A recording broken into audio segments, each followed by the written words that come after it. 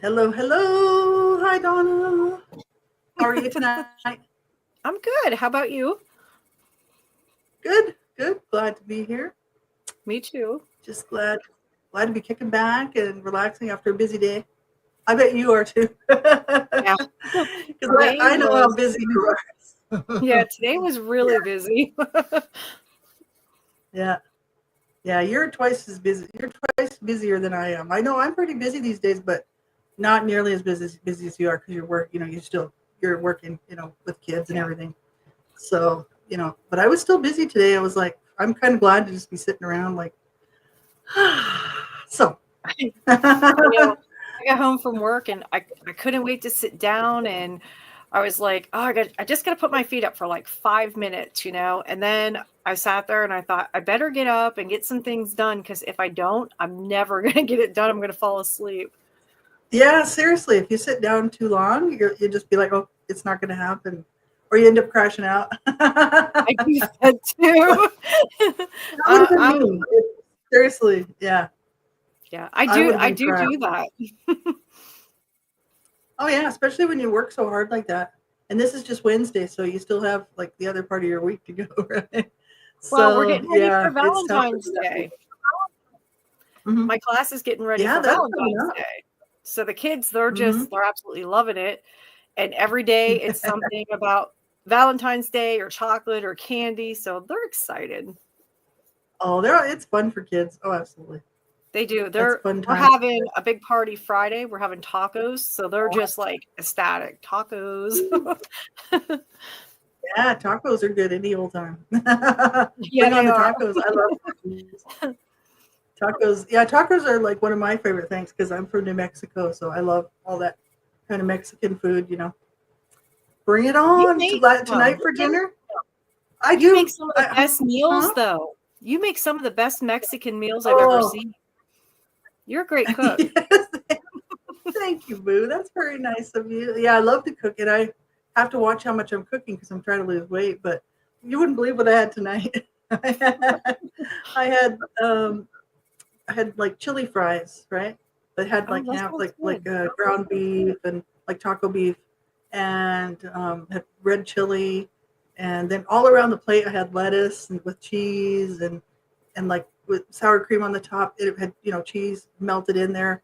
It was so good. That sounds I'm good. like, some days I say, okay, it really pays to like know how to cook, all sorts of different things.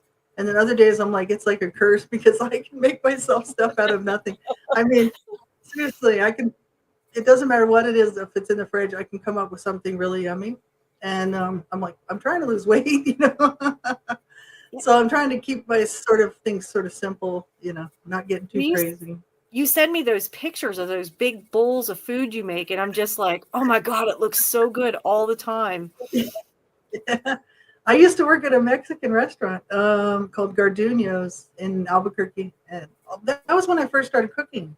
Oh wow. And I just had graduated from cooking school, and so I wasn't the cook at this point. Like I was just a newbie, and at an old age, I was already older, right, 25 years old.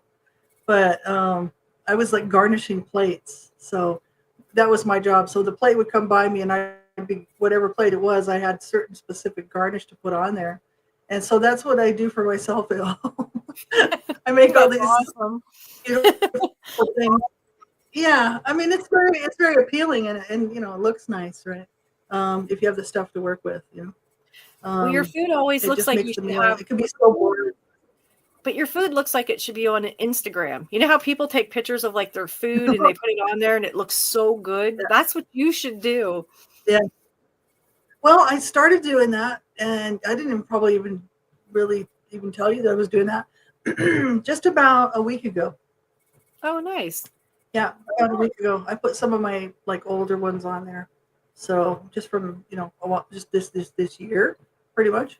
So yeah, not the really old stuff because I mean I used to all the time take pictures and put it online, and then I thought, oh, I'm making people probably think, you dog, what are you doing? You're always torturing us with your food. Most people they're So on there looking at clothes and makeup, and I'm always looking at the food on Instagram. That's yeah, my favorite thing. oh yeah, because there's some good that's how you get ideas, right? Yeah. Like that's how I get my ideas is from looking at what other people are doing. And so it gives you these ideas because then you're like, oh, I can do that. I can And do it. and then you start thinking, oh, I could add this, that. And then before you know it, you got yourself a really nice meal. Yeah. Yeah. Because dinner is really the only meal, like, I don't really care. I mean, I do eat something small for breakfast, usually some little thing, and not really worry about lunch. So I always like to have a good dinner. It's just because that's what me and Cecil used to do, my husband. And you know who you I know know. Cecil.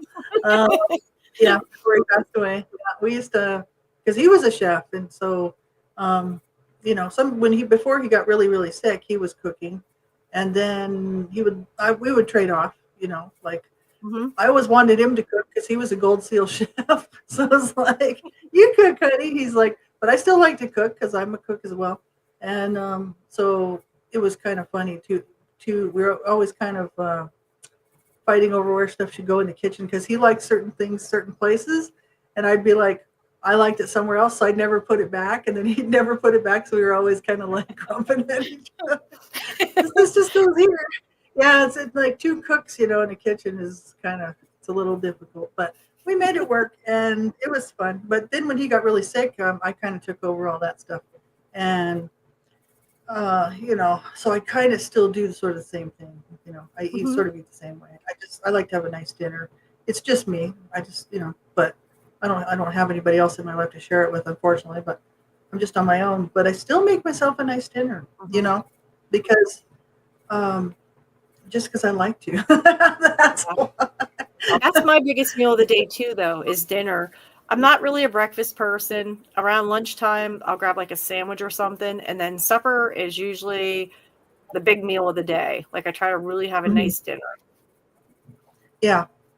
Because that's you get home and you find what you get your dinner ready and you can finally sit down and relax and enjoy it. The rest Yeah. during the day, you're just running, running, running, right? Yeah.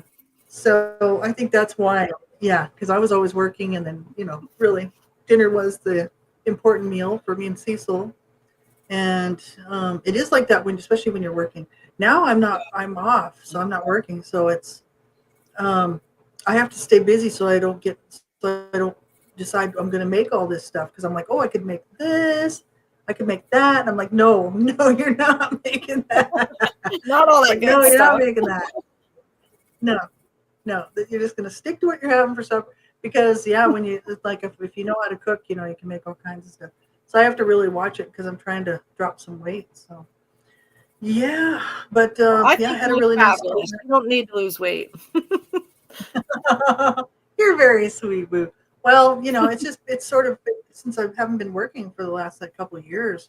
I mean, I've put on just it's like you almost wouldn't even notice it, but I do, and it's like Yeah. it just creeps on, because I'm not working. Mhm. So, but now I'm doing Tai Chi, so that seems to be helping. Um, for about 3 weeks now. So, Nice. but it's helping me my just to get moving, you know. So yeah, Well, it is. It's good. doesn't the Tai Chi give you like balance? I hear everybody say that Tai Mhm. Chi is like really good for balance. It is. Yeah, yeah, because it helps fall prevention, stuff like that for Nice. seniors.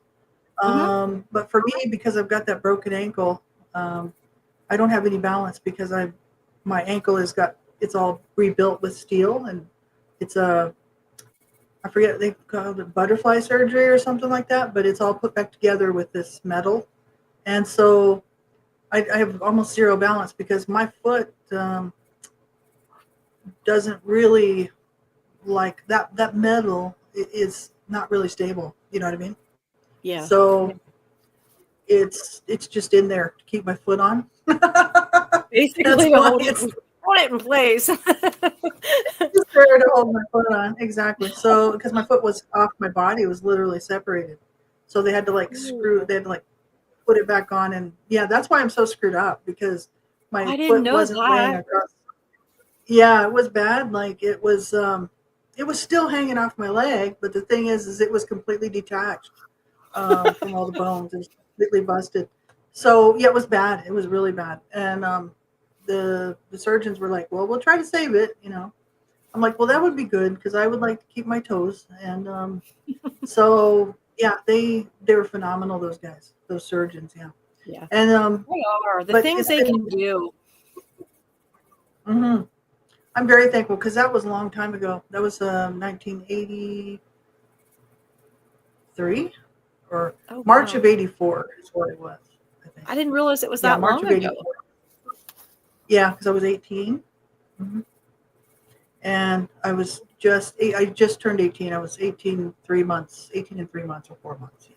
3 months. Yeah. Oh, I didn't realize that. So, yeah. So it's been a real damper on my life ever since. I But, bet. what can you do? You just have to go with it. But that Tai Chi is definitely helping me to develop muscles that I need to use so I can actually to help to sort of really give me some good balance. So all these muscles that are in your hips and stuff, um, and you know, back around your legs and stuff that actually work to support you so that you can catch yourself if you're gonna fall, sort of thing. It's really good. Like it's so good. Yeah, I'm enjoying it. And it's also a martial art, but people don't Yeah. so much practice it for that.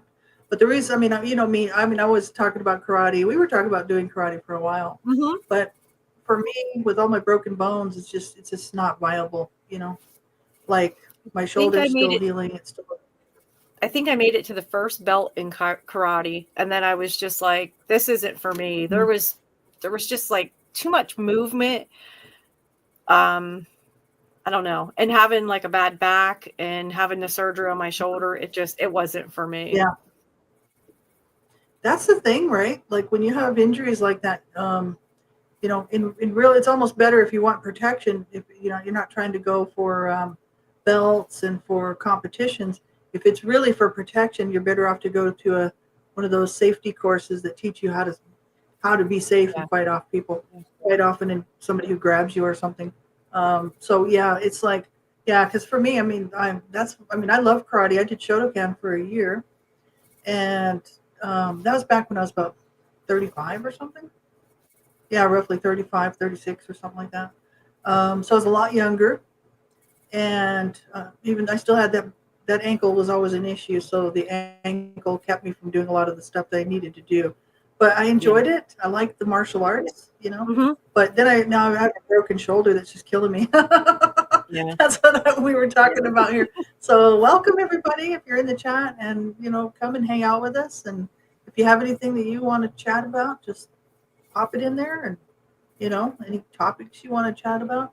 But yeah, Tai Chi is really helping me out. And a lot of people think it's just for old people, and it's not. Um, No. it's a slower movement, but that's because it's almost like a moving meditation. So once you once you learn it, and you don't need to watch somebody else do it, so you can follow along, and you take it out and you take it to the park or the beach or your backyard or wherever you go, and you can do it on your own without somebody. You literally can do a mind meditation, like a sort of you can almost use it as prayer, whatever you want to do. I'm a Christian, you're a Christian. I mean, we're Christians. So when I'm Hmm. doing it, I think the Lord, you know, but other people Yeah. can do it whatever they're doing. Um, and it's really good for your mind. It's good for your mind and your body. Yeah.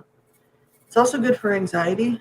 Um, I noticed that my breathing is a lot better since I started doing it. So it's only been 3 weeks, and Nice. I feel like yeah, I feel like I got 20 years on my life back. That's That's incredible. crazy. Hmm.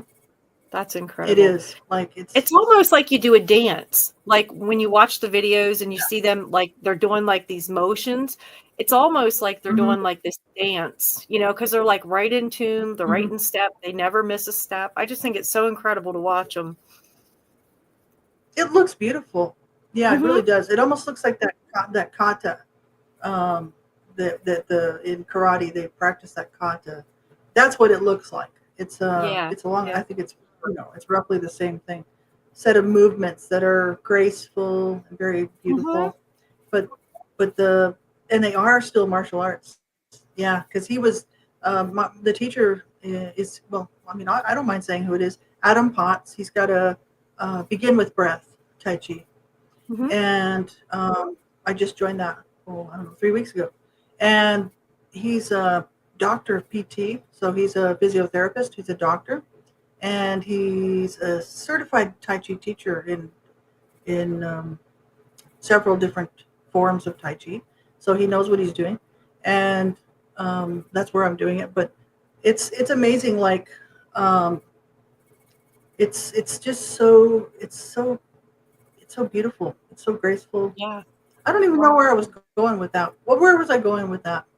I was going to say something else, and I'm like, I think because we were saying it's like an elegant dance, like they never miss a step. They're right. just like so in touch, and I don't know. I think it's graceful. I Mm-hmm. think it's actually beautiful to watch them.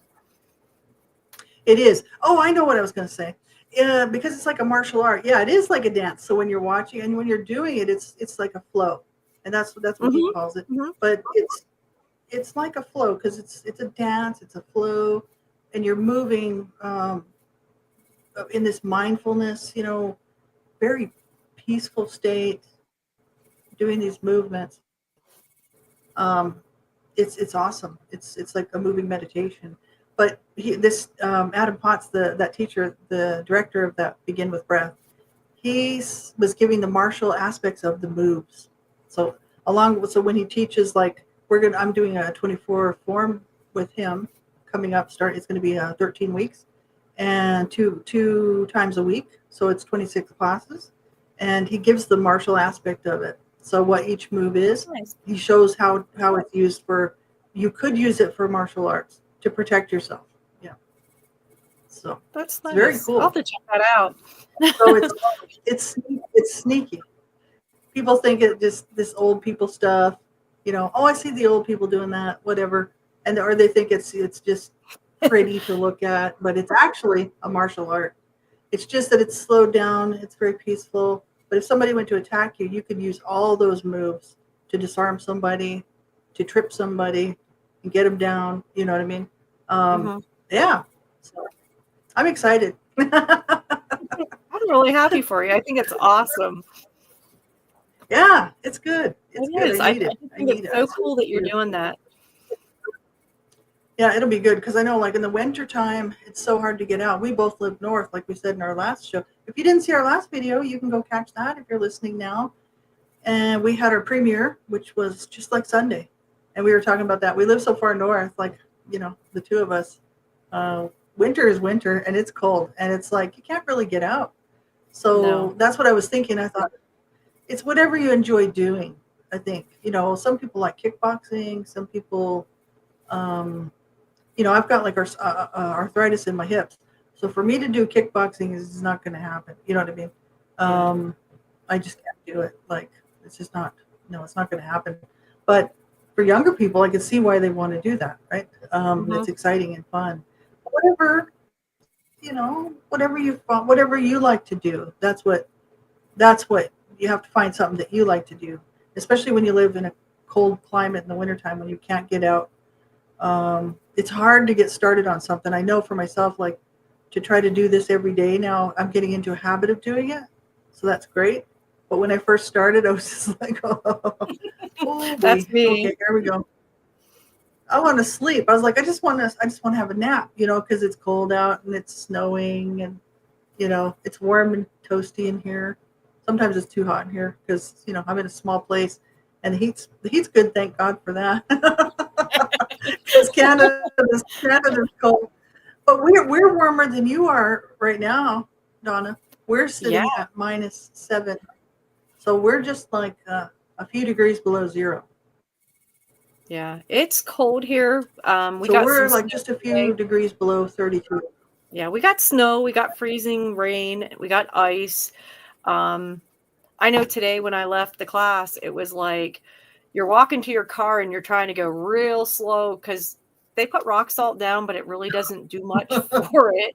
So you're trying to like walk real slow to your car, and every step you're like gasping because you think this is it. I'm going down, and I could literally see myself fall Yeah. down. And all I kept looking around like, is Oh, yeah. anybody looking at me? You know?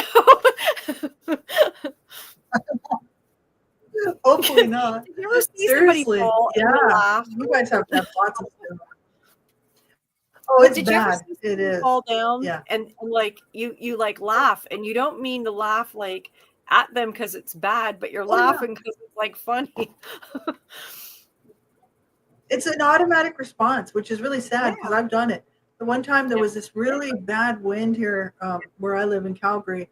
This was years ago. I mean, this would be going back like seriously. I've been up here 30 years.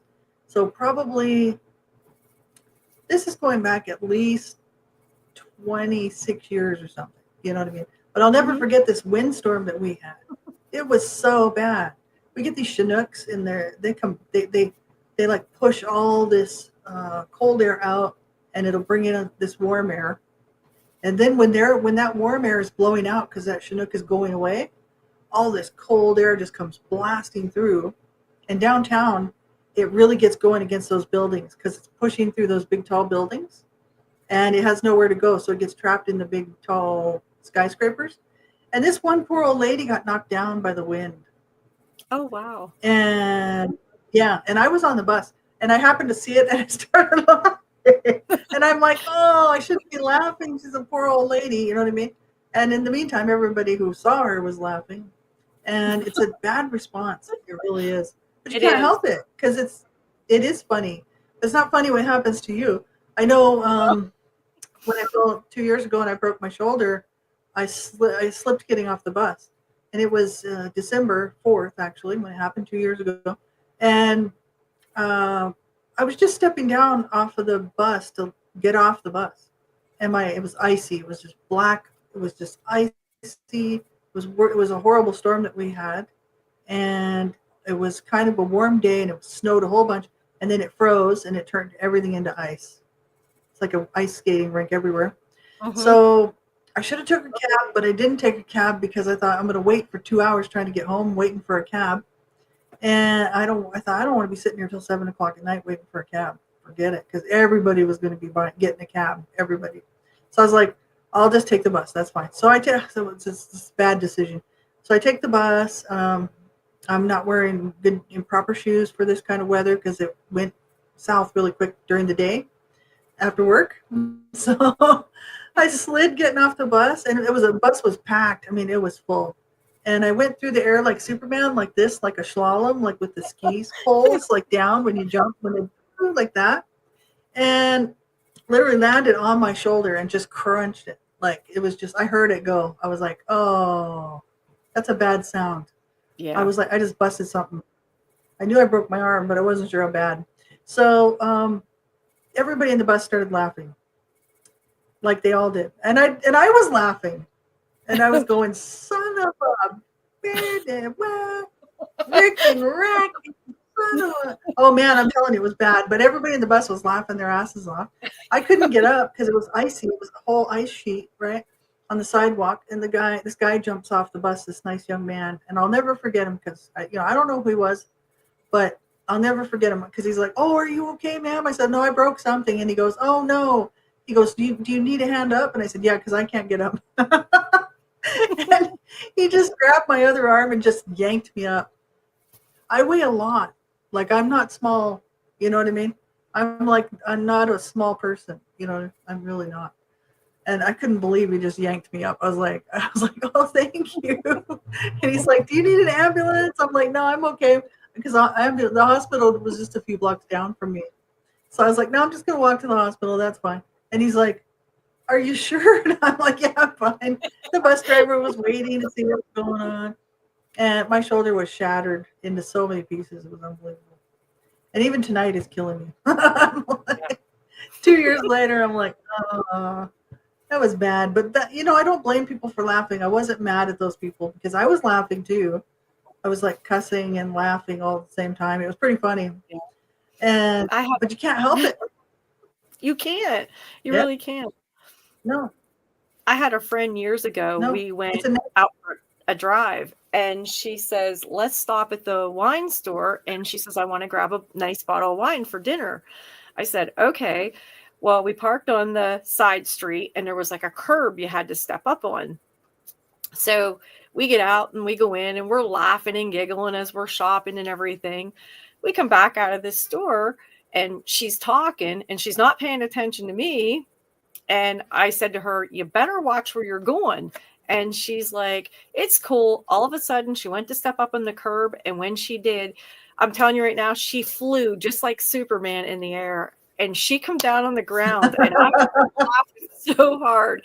And I'm trying to help her up. And as I'm trying to help her up, I'm laughing. And she's like, "You son of a bitch, help get me off this this ground." She's and we were laughing, and I'm trying to like help her up, and we're laughing, and she's like, Oh yeah. she's looking at the wine because she was worried that the bottle of wine broke. Oh yeah.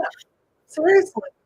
You got to save the wine, definitely. That's what she said. She's Can't like, let that "If this break." wine's Oh, broke," she that's goes, "I'm gonna funny. kick somebody's ass." Well, and you hadn't even started drinking yet. That's the funny part. That You was could the kind of best see it if she part. was already drinking. But I hadn't even started the party yet. That's sad. Oh man, that's funny. Yeah, no, it's crazy. I think it's just such a weird response, but I think it's a human nature, is to Yeah, laugh at some- something like that. That's why slapstick comedy is really popular yeah, because yeah. that's our nature, is to laugh at stuff like that. Somebody hitting somebody on the head with something in it, or a bucket falls off and hits somebody or whatever. We all think that that's great, right? But actually, it's sad because you hope the person doesn't get hurt, right? That's the thing. It's kind of like, it's bad. You can't really stop yourself because you're going to laugh anyway. So you're just laughing, then you're like, "Oh, are you okay?" Right? And it's like, It was.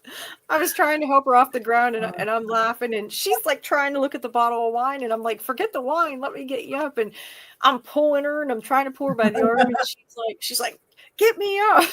She's like, "This isn't funny." And the more she complained, the more I laughed, and it was like, oh my God. It was, to this day, I can still see her like taking off just like Superman. oh yeah, it's crazy, like the It stuff that was so, happens. Oh yeah, I know. One year I was coming back, and this generally involves a bus situation, but I had a car for years too and drove around. You know what I mean? I had a couple of different cars here where in Calgary where I live and was working, but like one broke down and I had to take the bus for a while till I got another one, sort of thing. And when I was going home, it was winter. This always happens in the wintertime, of course. Like in the summer, you don't usually normally slip, except for your friend there. But it can happen. It can happen. But I just stepped on a big ice hill trying to get to the bus. The bus was coming and I had to hurry. So I went just sort of running across the street. There was a big pile of snow there that I thought was solid. Bad idea. I stepped right on that thing and it wasn't solid. And my leg went right through it and down to the bottom. And I fell over. My purse went flying.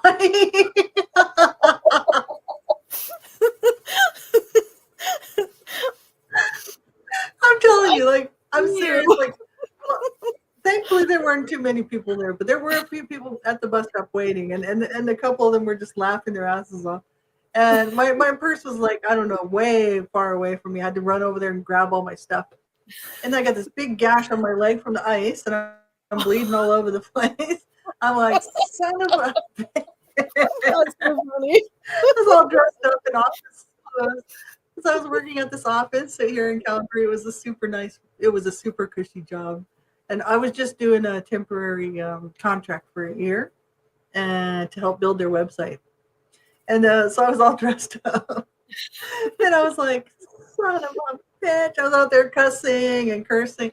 And I'm running around going, "Is my leg bleeding? My leg's bleeding." I'm like, son of a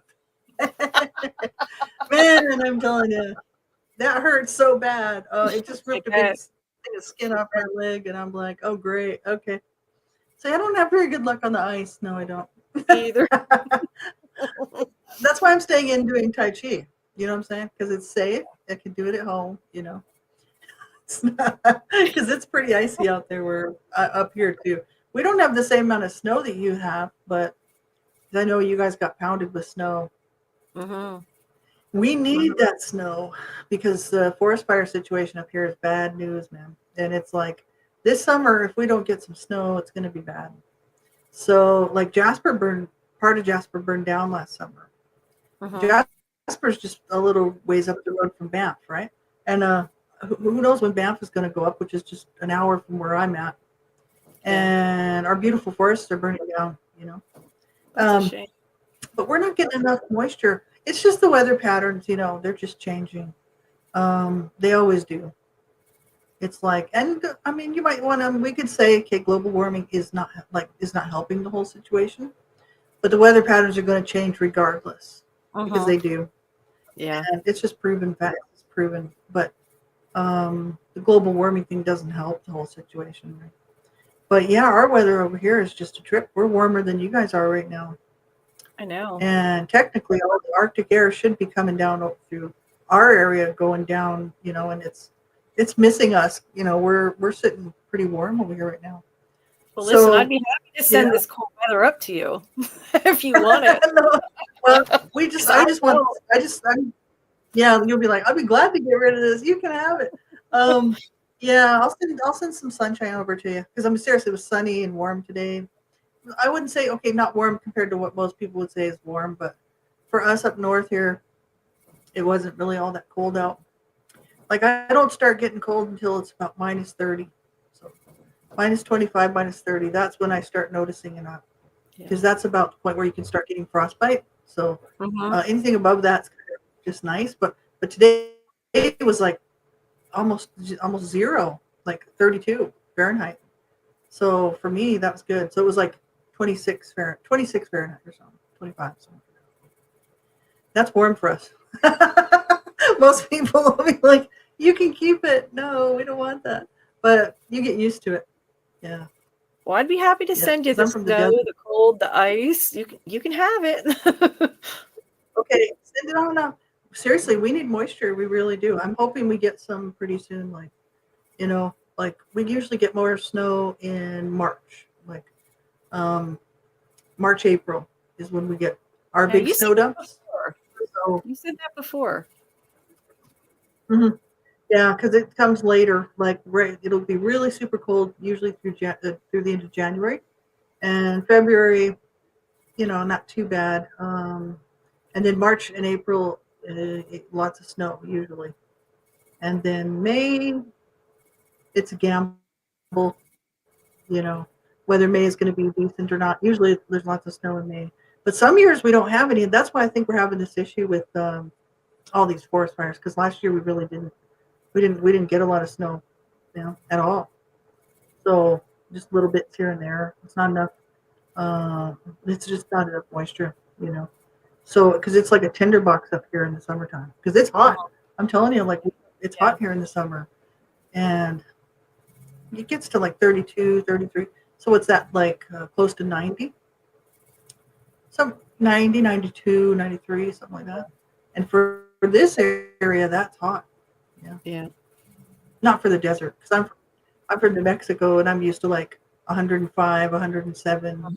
You know, I used to work in Arizona one year in the Grand Canyon, and that was hot. That's That hot. was Yeah. hot. I was never the same. It cooked my brains. I'm serious.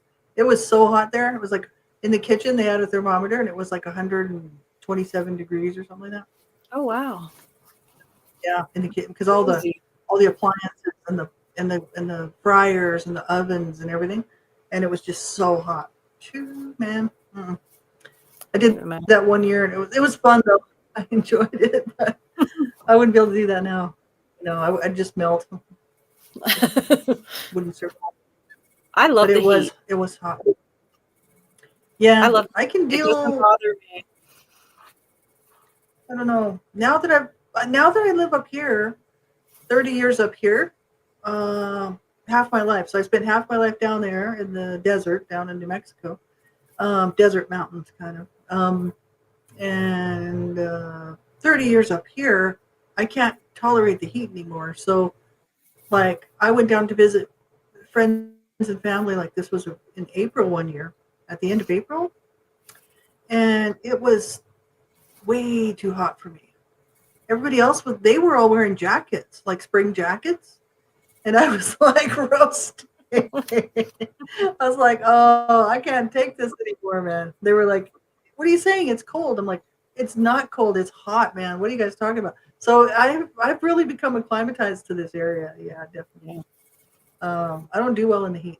No. No, I love the heat. We go out on So the as soon as boat it gets and it's 90, 100 degrees. I yeah, love it. I love nice. it. I'm laying right there just like baking in it. That's nice. Well, that's what I used to be able to do, Not anymore, It man. I'm feels telling you. so good. But I think See, because I I'd be have in the back shade problems. somewhere, hanging out. Yeah. But I think because I have back problems, and since I had Yeah. that surgery on my shoulder, the warmer it is, the better it is. In the cold, it Mhm. kills me. So I think Yeah. that's why I like the heat so much, Well, because it that's the makes me feel thing. so good. Yeah. Yeah. Because that's why I think my shoulders bother me today is because the weather changed again. It's changing like it like we had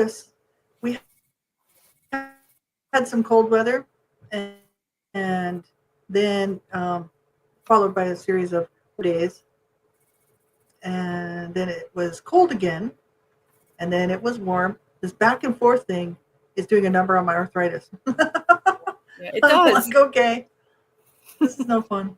Yeah, it's no fun when you have those. Mm-hmm. I It's always just not tell fun. everybody I No. can tell when it's going to snow So because my the arm will moral, burn. yeah, you become an automatic like Yep. forecast situation. You can forecast the weather for sure. I know. The moral of the story is just don't break any bones, man. Seriously. Yeah. Yeah, unless you want Mm-mm. to be able to tell the forecast. No, if it's going to rain, I get pain. Right. If it's going to snow, I get. Seriously, it's not fun. No, no, because you pay for it much later. Mhm. Like all the stuff that I did to myself when I was young, I'm paying for now. It's like, oh, Well, you're it's younger, terrible. and when you're younger, you think like I'm so cool, and like nothing can hurt me, and then you start getting like in your 30s, then your 40s and your 50s, and you're like, oh shit, that hurts. My body hurts. And I was like, I wish I wouldn't have done that to myself. But it's like, I should It's have been like, a little more oh, kinder to myself. I say that sometimes. Because when I was younger, I was like We do this pay person for it. where I constantly had to move the furniture in our house. It was like it could only be like this for like a week or so, and then I'd be like, "Oh, we got to change the furniture around." Now I'm older. It's like that freaking furniture is going to stay like that until I die because I'm not changing it. Nobody's touching the furniture. But Leave it alone. when you're younger, you think you can do so much, and it's like, hey, I'm Superman. I can move mountains. Well, not anymore. Oh, seriously. Oh, yeah. And I think that's because it's kind of true. Like when you are young, your body is at its prime. So it's like you're doing stuff, but you got to watch how much you're doing of that because you later on you find out you pay the price for it later because all those years of cooking and I mean that's hard work. I'm not talking about flipping burgers. I mean when I'm talking like industrial cooking, and it is hard on you. It's very very hard on you, and I mean I'm definitely paying the price for some of that. You know what I mean? Yeah. And yeah, just lifting too many heavy things too many times. Um, you know, it's hard on your body. Yeah, yeah. Especially certain types of industries. You know what I mean? Mhm. Like whatever you're doing, or if you're like yourself and you got to move the furniture every other week. I don't blame you. My sister was like that. She was very Yeah. much like that Yep. when she was I young. think my mom Yeah. always did it. So I was like, I was used to my mom moving things around. So I was kind of really like moving things around. But I think one of the biggest Yeah. things that hurt me the most was when I was 30, I went to nursing school and I did that 9-month program where you Mm, become a practical nurse. And I was that's like, cool. okay, cool. I'm taking on the world and I want to help people. And it was a great That's job. really But cool. I'll tell you, the lifting killed you. And that was when I had my first Yeah. back injury. And it was like I had procedure Hmm. after procedure done, and it was like I just couldn't lift anymore. So, and when you work in Hmm. nursing, it doesn't matter if, like I said, you're a practical nurse, which I think they go by LPN now, or a registered nurse. Right. You lift. Everybody is You're gonna required. live. Right. Yeah. So I'm just like, nope, I can't do it. Yeah. So then that was when I That went into more of working with the kids and teaching. Mm-hmm. And I Yeah, love my because you job. had to. Like once you injure your back, I mean, that's kind of it. Like, there's not much you can do about that. That's awful. Yeah, that's awful. That's a thing, right? But I And will say I no, love you working. did good though. I do love working with the kids. Like right now, the job I have, Mhm. like educating, they call us an educator, they call us a teacher. They have like 20 different names for us with the facility that I work with. But Yeah. whatever you want to call us that week, I guess.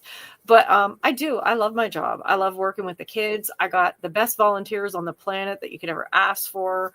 The people, they're happy and they're That's awesome. funny, and the kids are really cool. And one good thing about it is the parents are really nice, and Mhm. I've worked with parents that That's got to aren't be so fun. nice. So this year's class is just incredible because all the parents seem really nice, and cool. And I don't know. It's a lot of people, they always say to me, why do you like it so much? And I'm like, I've had kids that couldn't get a spelling word right all year long. Now these kids are getting, 100%. And it's like, so to me, that means a lot because we're Hmm. teaching them, and you have kids that come in, Yeah. they can't tie their shoe. And I'm like, well, guess what? We're going to learn to tie our shoe. And like simple things that Hmm. people's like, oh, well, that's no big deal, whatever. Well, I've seen kids make it to sixth grade and not be able to tie their shoe. So when my little kindergartners can tie their shoe, I just think that's the best thing ever. Absolutely. Yeah, you and know, you're passionate about what you do. And I I think love it's like when you have, yeah, when you're passionate about what you do and you love it, and that passion really shows through. That's truly your calling. You know what I mean? I mean, you do a yeah. lot of other things too. That is, Oh I believe, yeah. is also your calling. But Yeah. I mean, it's not. This isn't just like a job for you. This is. It's not just like, oh, I got to go and teach the kids and look after the kids. No, you. That's your passion. Like you live for Yeah. this, and I Yes, I know do. you do because Yes, I do. it's also your creativity gets to come out with these. Like, I mean, the kids that are getting to have you as their teacher are really blessed, and I will say that Oh, thank because you. I already know how creative you are because we've worked together for like a long time. If anybody wants to go check out our last show that we did a lot of talking about that kind of stuff. But yeah, Donna's creative. Donna is very creative, and if you need if you need something creative done, just talk to Donna because she'll come up with something amazing. And it's like I don't know where somewhere it's just in there, like it's natural for you. And so I know these kids are probably really blessed by this because, um, it's I think it's your gift. It's one of your gifts. You're Yeah, gonna make me blush, Lori. definitely. Well, No, I'm just I, telling it like it is. yeah, I do. I'm I just do. telling the truth. I Some love people, working with everybody's kids. got a gift. Yeah, I love working with the kids. Yeah. It's like it's almost like they're my kids, because it's like Mhm. I taught them to look after each other, and I taught them Oh, that we're a family because we're Christian based. So I always say, we're in God's house and we're a family, and I've seen yeah, these kids awesome. come in this classroom and they don't know each other, and by the time they leave at the end of the day, they're standing up for each other.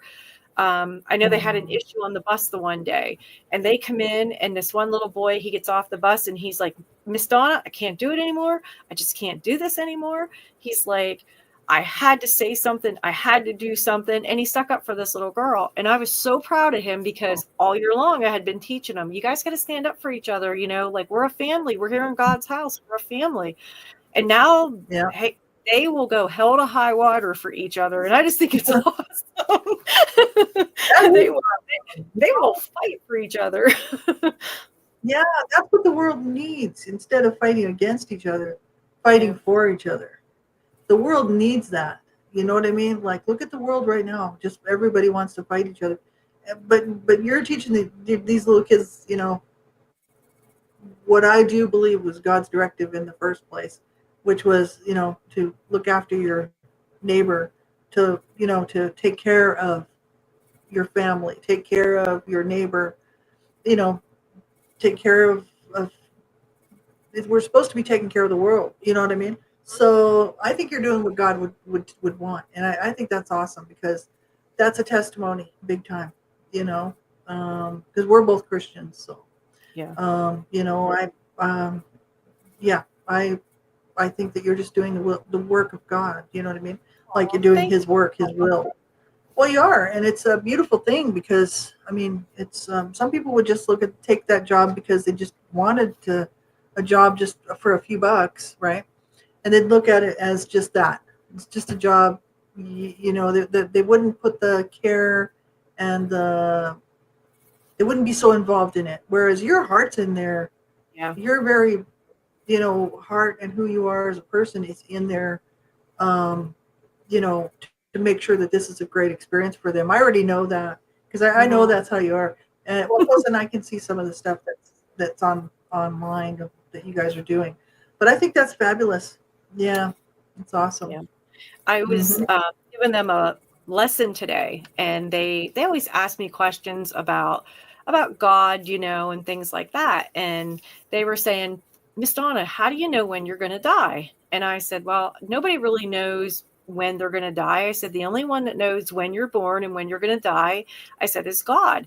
I said, I always told my kids that when you're born, God knows the exact time and date that you're going to be born, and you kind of have an imaginary expiration date on your foot. And this one little girl, she raises her hand. She's like, Miss Donna, is it like an expiration date on the bottom of ketchup? And I said, well, kind of. I said, well, I said, God knows the day you were born and the time you were born. And I said, it doesn't matter where you are, what you're doing, who you're with. I said, when God wants you to go home to be with him, I said, he's going to take you. I said, so I believe that, like you have an expiration date and it doesn't matter because, God's going to take you home when he wants you. All of a sudden, 25 kids take off their shoes and they're looking at the bottom of their feet and they're They're trying all to see looking at their feet. the date on their foot.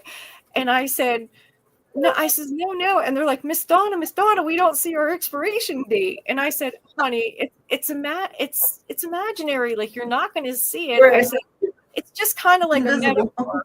And they're like, what's metaphor? And I said, well, it's just telling you that your life is planned by God, and God, sends you here for a limited amount of time and whenever he wants you. And they're like, I just can't see my expiration date. So I had so many That's parents say so funny.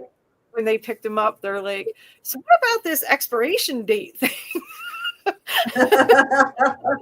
said, Like, well, well, it's trying to explain something. That's funny. Well, because some but of those kids are pretty young. Yeah, so yeah, it's yeah, kind of most of hard. them are kindergarten. It's I have hard. kindergarten and first Yeah, it's grade, hard. Yeah, hard to like explain some of that stuff, right? Like, you know. But it that's was just cute. so They're all it looking for was their information. it was so cute. And as the parents are picking them up, they're telling their parents, and the parents are kind of like chuckling and they're like, well, how did you come up with that? Because it is true. And I'm like, well, yeah, God has your life planned and timed. And, it's like when you're born, this is the date. And when it's time for you to be called home, and they're like, that is so cool. But if you could have Mhm. seen every little kid rip their shoe off and like I'm trying to see it, I'm like, oh my God. That's funny. Oh, that's funny. No. That's But cute. we have a Hmm. lot of really fun times in there. We do a lot of really fun things. And the best part about it is they're learning about Jesus. And I think that's the biggest and best thing. Yeah, that's right. That's right. Because in today's world, man, I'm telling you, they, Well, because I mean, really the biggest message is, love, yeah. compassion, Yes. kindness, caring. Yes. At that age, it's not like you're able to explain, it's not about getting the whole, Bible correct. It's about instilling really good values in there. Mhm. You know what I mean? So whether a person believes in Jesus or doesn't, I mean, we're talking about compassion, love, kindness, giving, um, wanting to help, wanting to, you know, just to be there for somebody, to put your arm around them and say, you know what, I'm here. Um, you know, that's the stuff they need. You know what I mean? Because the world's not going to show them that. The system of the world is just going to show them just violence mostly. That's all that's on TV. That's all those video games are, just violence, right? So it's really good that you're doing something to try to share a little bit of kind of really good qualities with them, so that hopefully they'll take those with them, through the We try. years, right? We Some of their try. homes, aren't, I mean, as we know, because we've talked about child abuse prevention for years and years and years, but so we already know about all this, but the Hmm. issue is it's true. A lot of kids don't have any love at home. They're not shown love. There's no love in the home. That's how I grew up. And so, you know, where are they going to find that, right? If it's not in the home and they don't understand it, it's it has somebody has to show them later. You know what I mean? And Yeah. so it's like, I think that's really important. I think you're doing a great job, and Thank you. they're blessed to have you for sure. They really are, those guys. Because if you were When in a big city, I'm telling you, you'd be picked up like nobody's business. You would be, you know, they would, because like in a big city, in a big, you know, bigger city, like wherever, any big city, they need teachers, they need people that can do this sort of thing. So these people in your area, they're very, very blessed and very lucky to have you there. That's what I'll say. we get a Hmm. lot of parents, and a lot of parents, they're always, thanking me for the things we do. And I don't know. Yeah, I that's. try to show them kindness. I try to show them compassion. I try to teach them to have empathy for Mhm. other people, because a lot of people don't have empathy for others. And well, you know how my heart is. Like, I would do anything for anyone, and my heart's broke if, Mhm. I mean, I was going to work this morning, and there was a dead cat along the road. And I look at this Oh. cat, and I'm literally in tears crying because of this cat. And I'm Mhm. just like, how many It's other people would be like that, And it's like, so I'm glad to show them that, there is kindness in the world, and it's okay to feel bad if you see something like that. And I also told them it's okay to cry, because, we all do. But Mhm. I will say one thing that I thought was a really funny working with these kids is, when I first got there 2.5 years ago, before we have our meal, we always say a blessing, grace. So I said to the kids, I said, put your hands up. We're going to say grace. They all go like this. And I go, no, you got to put your hands like this so that we can say grace and pray. Like, oh, well, you said to say, put your hands up and say grace. They thought like this. A lot of them didn't know how to say grace. So, Right. you know, and No, that's it. A lot of people so don't. No. it's funny. So now they literally will argue over who's going to say grace. So when you walk in my class, I Mhm. have a chart, and it has handprints all over it. And it'll say like the Oh. blessing, and then it'll have somebody's name, or like they all have to have a job, because, and it's Yeah. like, it's just, it's really a cool thing. But you would be surprised, like the little things that you teach them that they really didn't know. But I'll never forget, I come home and I said to Roger, I said, I told all the kids to put their hands up for grace. They all put their hands in the air. And he started laughing. And he goes, you got to be kidding. I says, no. I says, they didn't know how to say the blessing. Yeah. Yeah. But That's funny. No, because not every family does that, and I mean nowadays it's very rare to see yeah, that, right? that's one of the Even if things that, even if the people believe in God and are bringing their children up in the church, they still may not say grace at home, right? no, that's one of Yeah. the things to this day that we do every time before we eat. We always say grace. And it was funny because Roger, Ready to. he was talking to me this morning, and he looks in the room and he's like, oh, I'm so sorry, because every morning I pray. I always get on my hands and knees when I pray, and I always say, dear God, wash me clean, and then I pray. Mhm. And he's like, I'm sorry, I didn't know you were praying. And I'm like, no, it's okay, And a couple of the kids, they said to me, Miss Donna, do you say your prayers at night? And I said, I do, but I more say them in the morning, because every day is a new day, and you get to wash yourself clean and start that day all over. And a lot of the kids Yeah. now, they're like, can we do that? And it's funny, because they want to learn so much, and they want to learn about Jesus, and I just think it's so great.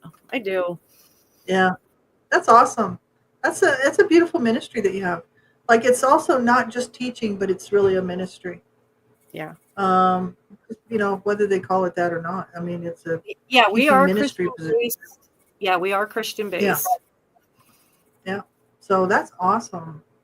But Hmm. kids are so That's so funny. good. love kids. Yeah, well, you're so good with them, and that's the thing. I mean, it's like, I mean, obviously, you've just it's like a gift. That's what I said. It's just a gift because not everybody's good with children. That's all there is to it.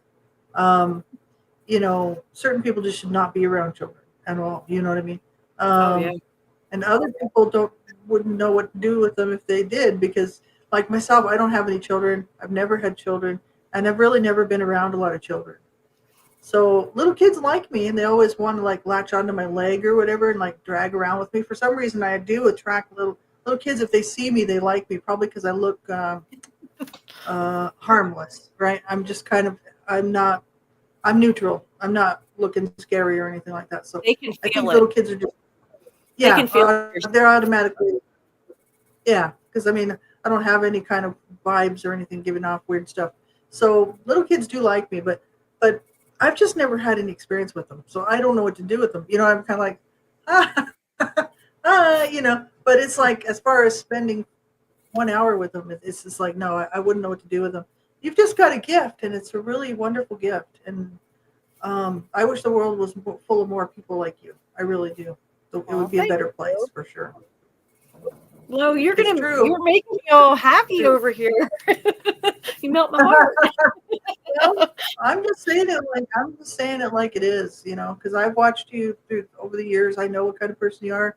I know how hard you work and how dedicated really you are to everything you do. That's what I was talking about, that passion. Like you can tell when somebody is passionate about what they do, it just shines through. And you're everything that you put your hands on, you're very like when you put your hands on to try to attempt to do it, whatever the project is, your passion is there.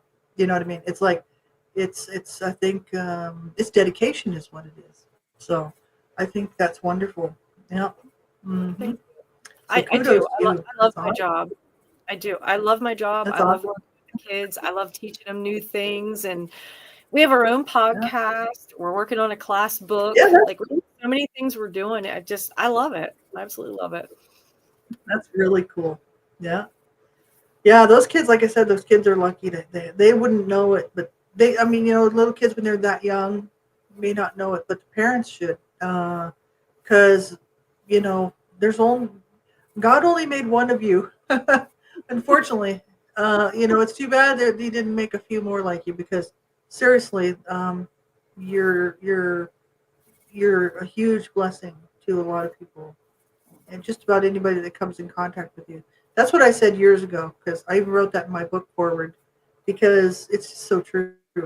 I mean, because we've known each other for a long time, but I've seen you on your good days and on your bad days. But the thing is like, and you've seen me on my good days and bad days. But I know where your heart is. I know where your heart is. It's always in the right place, and um, that's hard to say for a lot of people. You know what I mean? Your heart's always in the right place, to give and to be a blessing. And there's not very many people like that. No, you're very rare on this earth, right? So, yeah, you're a gift to those kids. That's for sure. Hmm. Wow. I That's going sure to be love cool when you guys finish up. Yeah, I know. Well, and I know you're like it's. And then people say, I know most people would think, well, what are my gifts? You know what I mean? Like if somebody's listening to this and they might be like, I don't even know what my gifts are. It's kind of like, well, it's whatever I think God puts on your heart. So it's like whatever you feel passionate about. So, especially if it's like something good and it's not something, God's not never going to look give you a at it gift. like, but I never look at it like a gift. Like you say that, but to me, it's just something I love to do. It's not. I don't know. I've never seen it like as a gift. I know that might sound silly, but I don't know. I love working with No, the it's a kids. gift. Yeah, You no, know. He gave you a gift to be able to do that and to be so creative to be able to teach. Because in order to teach, you have to be creative. Like they're not going to learn anything if you're not. You know what I mean? Like if you're just barking at them all day and like a drill sergeant yelling at them and telling them to go sit down, they're not going to learn much. But if you have that creative spark, um, you know, and you're good at managing and you're good at keeping them all, sort of on a schedule. We're going to do this, this, this, and this. So you just have this gift. That's a gift. It really is. You can go to teaching school all you want, but if you don't have that gift, then you're not going to be that good at it, man. There's some bad teachers out there. So no, I think it's a gift from God. I really do. Yeah. Like And you also love it. Yeah. Nope. I love it. I've never looked at it that way. I just think this is, well, they say if you love what you do, it's really not work. And with me, it's not work. I mean, I go in every day and I love it. Yeah, we're getting ready for Valentine's Day, and they're so excited. Like, they're really excited, I bet. every day. Love that stuff, man. Yeah, every day. Can we decorate for the party? Can we decorate for the party? It's like, okay, we're gonna start decorating for the party, and they make things and they give each other things, and they're just the kindest, sweetest kids. They really are. Yeah, that's so cool. Did you do do you remember in school, like, I don't know if you had this when you were going to school, but I know when I was going to, like, especially not anything above elementary school, but grades like 1 through 6 or whatever. We used to make these little mailboxes, and then people would put their Valentine's, the little Valentine cards in your mailbox with your name on it. Like, so, you'd have so many, and then you'd pass them out, but each person had their own little mailbox. Mm-hmm. And sometimes they do an envelope, like a little envelope or whatever with your name on it. I remember doing that. That's going way back. I still remember that. Oh, yeah. I actually have them do, I got boxes like so big, and they wrap them and they can decorate them however they want. And then I cut it like a hole in the top for them. And then on Friday, everybody will go around and put their Valentines in that person's box. Yeah. I love that. That is so cool. Cool. I'll never forget, I had Mrs. Skeeby in third grade, and I was the one put in charge to do the class Valentine's Day box.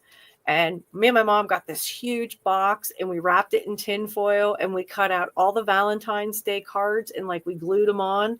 It was so cool. Like, I just absolutely loved it. And I remember going in and, like, she praised this box, and all the kids just was like, oh, they were like in awe and everything. And I felt so good, because it was like, wow, that was like the first thing I ever did. Like, by myself. Yeah. Yeah. Yeah, I'm cool, man. You know it. Well, it's a Believe logo, but cool. I wasn't real talkative when I was younger. When I was in elementary school, I wasn't bashful, but I was kind of a little bit shy. And then I remember going to high school, and our high school started at 7th grade. And by the time I got 9th grade, then I really found my voice.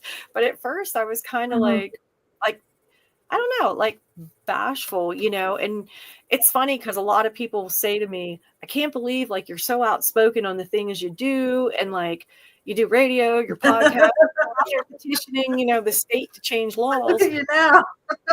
And back in those days, you were so quiet, and I'm always like, yeah, but even now, like, when we do the shows, I love doing the shows, but sometimes, like, when we get on here, at first, I'm a little bit bashful, like, oh, It doesn't take very long before we're like, it is what it is. Yeah. I think because people are so, like, judgmental, and you're always like, oh, somebody's looking at me, or they're thinking something weird, or, they're finding fault with me. And I don't know. But then after, like, the first few minutes, then I just get comfortable, and I'm like, hey, it is what it is. I am who I am, and I can't change who I am. No, that's right. That's exactly right. And we're all different. We're all different. Like we were saying on the last show, if anybody wants to watch that. And that's the whole beautiful thing, is that we're all different, and not everybody's going to like everybody's stuff. I don't have time to, who has time to, like, watch everybody's stuff? Sometimes people will stumble across something that they like, you know what I mean? And that's usually the way it works. It's like, oh, I like this, you know what I mean? But or you're searching something out and you just run into it and you're like, oh, I like that. But not everything is for everybody. No.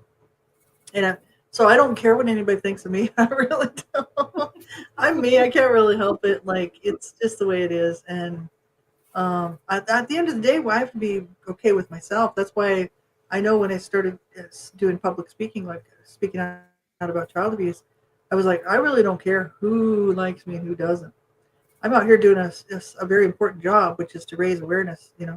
and I just kind of stuck with it because I'm like, really, seriously. I had people telling me, well, if you just dye your hair and get a facelift, you'd be all right. I'm like, you didn't even listen to anything I said, did you? You know what I mean? I'm like, those people I just ignore. I'm like, bye bye, Yeah. bye bye. I have no time for people like that. Like, No. No. um, yeah, no, I don't, because this life is way too short. And if we worry about people that don't matter, and people would say, but they matter, and I'd be like, not to me, they don't. You know what I Yeah. mean? It's I've like I've people been that there. just want to charity, like Yeah. whatever.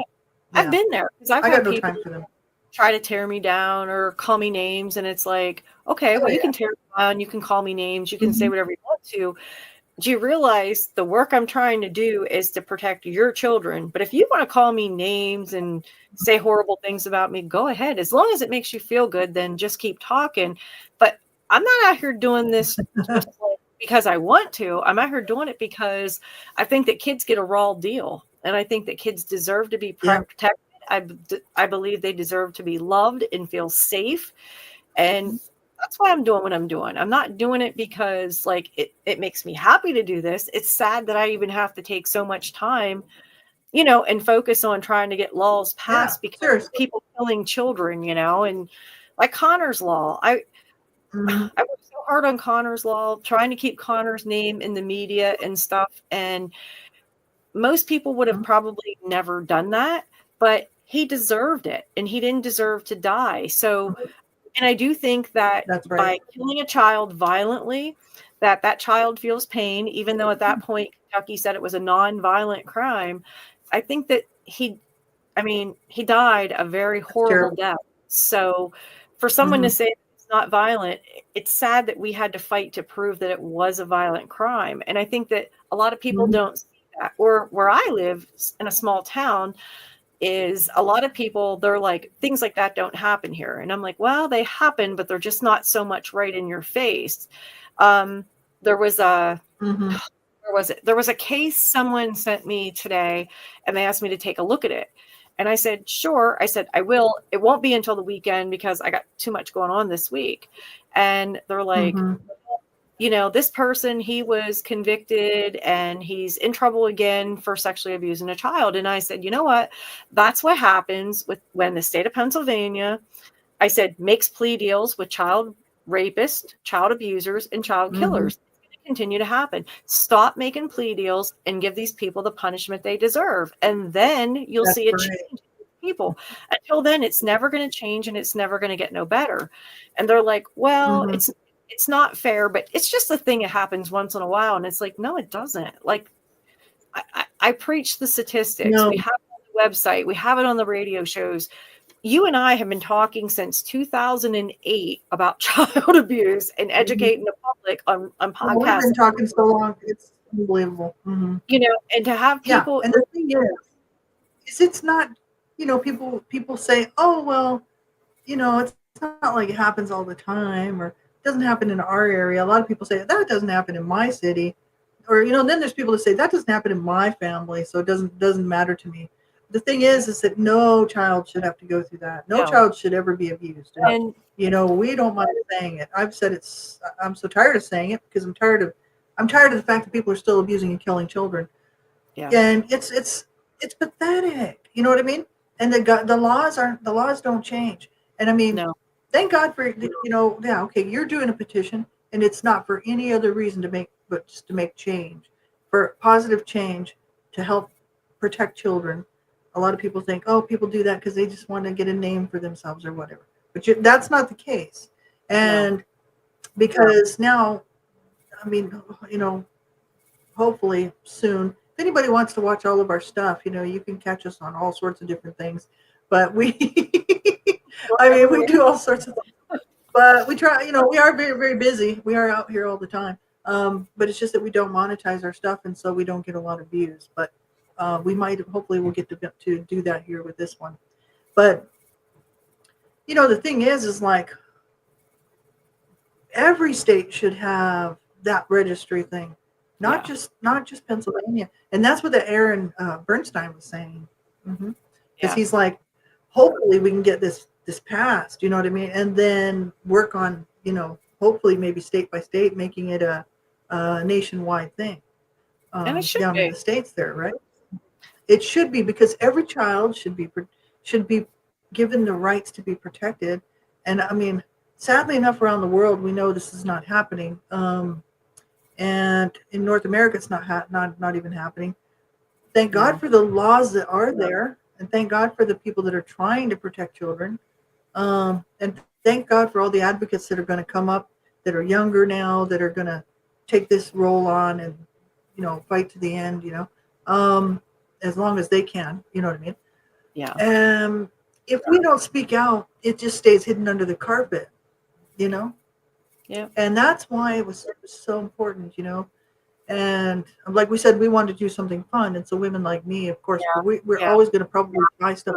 Well, we're going to most likely tie stuff back in because we are who we are. I mean, I'm not trying to hide from the fact of who I am, and Donna's not trying to hide from the fact of who she is. We're just coming together to do this podcast. But that stuff will always be there because we're always going to be a voice. Yeah. Absolutely. So, we just wanted to be able to come on and talk about some different topics and just really just chat and have some fun. Chat about whatever. Yeah.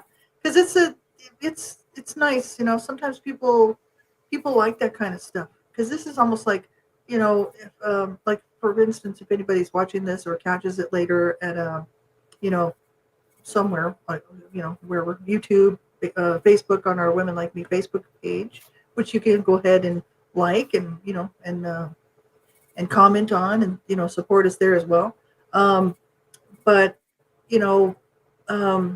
sometimes people like this kind of stuff because they can put it on in the background while they're doing something and just listen. If they like your personality or whatever, you know what I mean?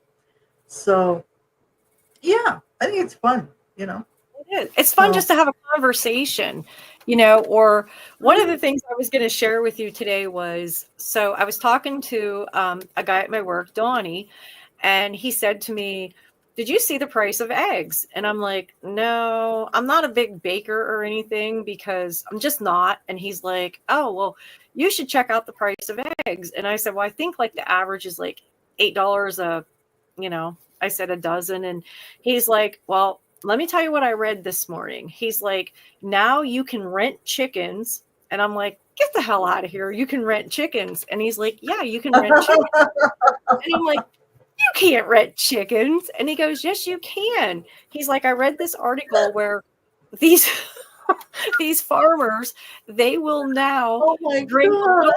bring the little hen house to you, and you can rent so many chickens, and then you get the eggs, and it actually is cheaper than buying eggs in a store." And I'm like, "Get the hell out of here." I'm like, "You're crazy."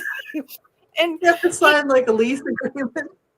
so he goes, "It's That is $45." hilarious. Oh my So God. I thought he was like joking, being funny. Next thing I know, I get an email and it's a link to the news article, and people are like, they're renting chickens and chicken coops and eggs because they're saying it costs less. And I'm like, I emailed him right back. I'm like, "You're crazy. That would never work for me. I don't use that many eggs. And besides, I ain't a chicken person that I'm going to raise chickens." Yeah.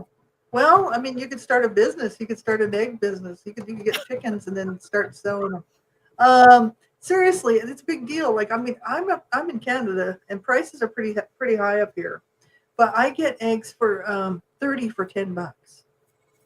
Oh, that's not bad. I get like a flat of 30 eggs for $10.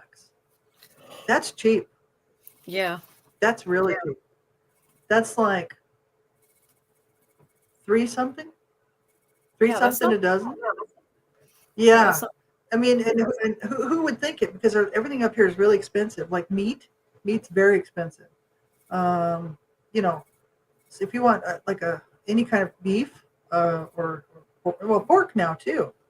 So chicken is extremely expensive. I mean, who can eat it? Like I mean, I have to buy this frozen stuff that's already all cooked up because I can't afford like a piece of real chicken, you know. But I'd love to have chickens, but I'm right downtown Calgary, so no way. I don't think I'll be able to do it. My building would be like, no. No chickens for you. Sorry. No. I thought, like, I seriously thought he was joking. And then he sends me this news Rent a article, and I'm like, get the hell out of here. People are renting chickens, and I never heard of it in my life. It's crazy. Rent a chick. That's hilarious. Oh my God. Yeah. That is so funny. Rent a chick. Yeah. He goes, well, if you figure it out, he Well, says, yeah. you know, he goes, well, if you figure it out, each chicken lays so much. And I'm like, Donnie, by the time you rent the chickens and the chicken coop and you're buying the food, it's going to cost you more than if you just buy a dozen of eggs. Yeah, you'd have to want, like, this would have to be like a long-term deal. You know what I mean? Yeah. In order for you to make your money back on it, right? And you'd have to eat a lot of eggs in order to be interested in something like that. That's funny, though. That's really funny. Everybody's trying to sell something. Isn't that true, though? He's one of these people. He's always finding like these funny news articles and stuff, you know. And I thought that was so funny. I thought, I got to share that with you. You're going to laugh your ass off about renting chickens. It's like rent a hen. It's just too funny. It's like, oh my God, that is so good. I like it. I really do. Rent a hen. I know that would be really cool. I know. I don't know. You know, I'm a city girl. So I don't know anything about animals. You know, and like it's so easy when you go pick up a pack of meat and it's in a nice package and it's all shiny, and it doesn't look like a chicken. There's just meat there, so you're not thinking about that poor little animal that was having fun, you know, so many hours ago. And you know, you cook it up and you eat it, and it's great. I love chicken. And but if I had to kill a chicken, no, I would be a vegetarian. Yeah, my Uncle Johnny, he had a big farm before he passed away, and he used to do chickens and cows and like goats. He had all kinds of animals. And I can remember one time we were in his barn and he was baling hay to the animals and everything. And I said to him, what are you doing, Uncle John? And he said, I'm going to get ready to milk the cows. And I said, oh, cool. And he goes, see the cows over here? I said, yeah. He goes, they're white. They give white milk. He said, see the brown cows? He goes, that's where chocolate milk comes from. And I can remember going home and I was so excited. And I told my mom, I'm like, Mom, did you know that chocolate milk come from brown cows? And she's like, Donna, she goes, it does not. I'm like, Uncle Johnny said, he's like, you know, and she's like laughing. And I go, Mom, he said. And she's like, no, sir. And he did. But he would always say the white milk came from the white cows and the chocolate milk came from the chocolate cows. But what was so funny is he would trick us, because what he would do is he would milk the cows and he would go inside and he'd make a big pitcher of chocolate milk. And then he would say, here, you know, here's the milk. And we were just like, oh, you know, like in awe, because, you know, we really believed it. Oh, yeah. He was a good man. That's funny. He was a good man. He was my favorite uncle. Yeah, that's cool. That's really cool. Yeah, that is funny. Brown cow. Brown chocolate milk. That's so hilarious. That's cute. But he would go in and he'd mix up this big pitcher of chocolate milk, and then he would tell us that this, you know, this come from the brown cow. And all of us believed him. Yeah, that is funny. Too much, man. Yeah, kids are pretty gullible. I know my sister one time told me, I used to do stuff like that to me, my sister. And because she was 6 years older than me. So like when I was like 9, she was 15. You know what I mean? Mm-hmm. So one time we were out in front, her friend's car needed a jump, like a jump with jumper cables.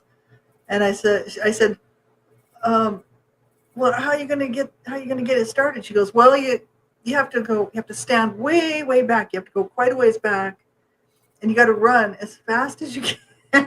She's telling me this, and I'm like, just like, and she's like, You got to run like super fast, and you got to take a big leap, and you got to jump over the hood of the car. And, and I'm like, really? She's like, that's how you jump a car. I'm like, oh boy. And I believed her. I seriously thought that's what it was. So yeah, you know, kids are pretty vulnerable. Yeah. They're pretty gullible. I was anyway. I think we all were, but Uh, it's funny. Like you tell them something and they literally believe it. That was like today when they were all looking at the bottom of their foots and they're like, Miss Donna, we don't see an expiration date. Yeah, they'll still be looking for that for a while, I'm sure. That is so funny. They were telling all those parents it was so cute. They're like, Miss Donna said we have an expiration date on the bottom of our foot. We just can't see it. Yeah, and the parents are probably going, mm-hmm. We have a class dojo, and I put a lot of videos in there so they get to see some of the things that we do. That's funny. Yeah, that's cool. That is really cool. Yeah. Yeah, I think that's amazing. Like I'm serious. You're such a good teacher. I really think that, to be honest with you, it's just unfortunate that the world doesn't I know there's other good teachers out there. I know there's a lot of good teachers. I work with a lot of good people. Yeah. I know with the public school district here, there is so many incredible teachers. There really is. Yeah, I know there's really good ones, but it's too bad that you couldn't sort of like nationwide streamline that so that all the kids had the same opportunity for a good teacher. You know, I remember when I was in elementary school. I talked about this on my blog talk, like on my own stuff on YouTube and Blog Talk Radio. But I started school really early because I had a late birthday in December, and so if I would have been held back, it would have been I would have been 5. I think I did start at 5, 6, 10. No, I started school at 4. So I started first grade at just like 4 years old, and I was going to be 5 in December. See, So I hadn't turned 5 yet, and I was way too young to be going into elementary without going to kindergarten first. You know what I mean? And so I just didn't do well in my first grade class, and the teacher was so mean. I remember her name, Mrs. Hill, and I did not like her. She was like an old bag. I think she was probably 70 years old. No joke. I'm serious. I think she was. She was old lady, cranky, very cranky, probably from working with all these little kids. But, you don't act like that. You work with little kids, and you're all happy. So I think she was just a miserable old bag. I'll just say it right now. And, she shouldn't have been in there with little kids. But anyway, she just made me cry and made me feel terrible. And the school counselor decided to talk to my mom, and they decided to put me in this sort of a better, easier way to break into school. So like the other class for the kids that can't handle first grade. And that teacher, I'll never forget her. Her name was Mrs. Norris. And she was like what you are, I think, with your little ones there in the class. She was so cool. And I was happy with her. I was like, she was so nice and so, she was just caring, loving, smiling, and just a nice lady. I'll never forget her. And that made a big impact on me. So that's what I'm saying as far as the kids, like it does have an impact on them. You know what I mean? And you might not even realize how much, but it does. It definitely does, right? I know I remember that teacher. Yeah, I know some of my older students. It's funny because they'll say, Miss Donna, can I be you today? And I'll say, sure, you can be me. And I have the tables kind of broke down in sections. Oh, that's cool. And the one little boy, he always says, I want to be you. And I'm like, okay. So he'll say, can I sit in your chair? And I'll say, yeah. So he'll take my chair and he'll go over. And you know how like I wear my glasses when I'm reading anything fine print. He'll take his Yeah. glasses and he'll pull them down on the edge of his nose and he'll say, okay, students, this is what we're going to do today. And I always say, do I sound like that? And he's like, well, I have to try to sound like you. And he goes, but you do pull your glasses down and you're like, okay, students. That is funny. Oh no, that's Oh my cute. goodness. That's really cute. Yeah. But we do. We have the, like I said, we have the best kids ever. The older kids, we do a thing where they have a buddy. So I take one of the older kids and then I put them with one of the younger kids, and they're kind of like a big brother or a big sister kind of thing, but I call them buddies anyway. Cool. Yeah. And they'll help them do their homework. They'll help them on the laptops. I mean, they're so great. They That's really awesome. are. And it's funny to see them like work together. But when he said, "Can I be you?" and I'm like, "Yeah," and he goes, "Okay, children." That's just like that. It sounded like I'm like 170 years old or something. Oh, that's funny. That's cute. Little kids are cute. Oh yeah. They're funny. Yeah. That's awesome. So cool. Yeah, no, you guys do all sorts of fun stuff there. You have like special guests and Yeah. different stuff like that going on where you have We've people had come people in. like And Stephanie Borwitz. We've had a couple judges. We've had doctors and bankers. And there's a local boy. He raises rabbits and he does farm shows. And he he brought in the cutest little baby bunnies. And I wanted to bring one home. I love bunnies. Yeah. But he wouldn't have got along good with my kitty, so I couldn't do that. But no, and that's a big deal taking on a bunny. Yeah. Yeah. But we have so many incredible like guests, and like we'll have different like musicians come in and they talk to the kids and teach them stuff. And I don't know, we really have a great group of people.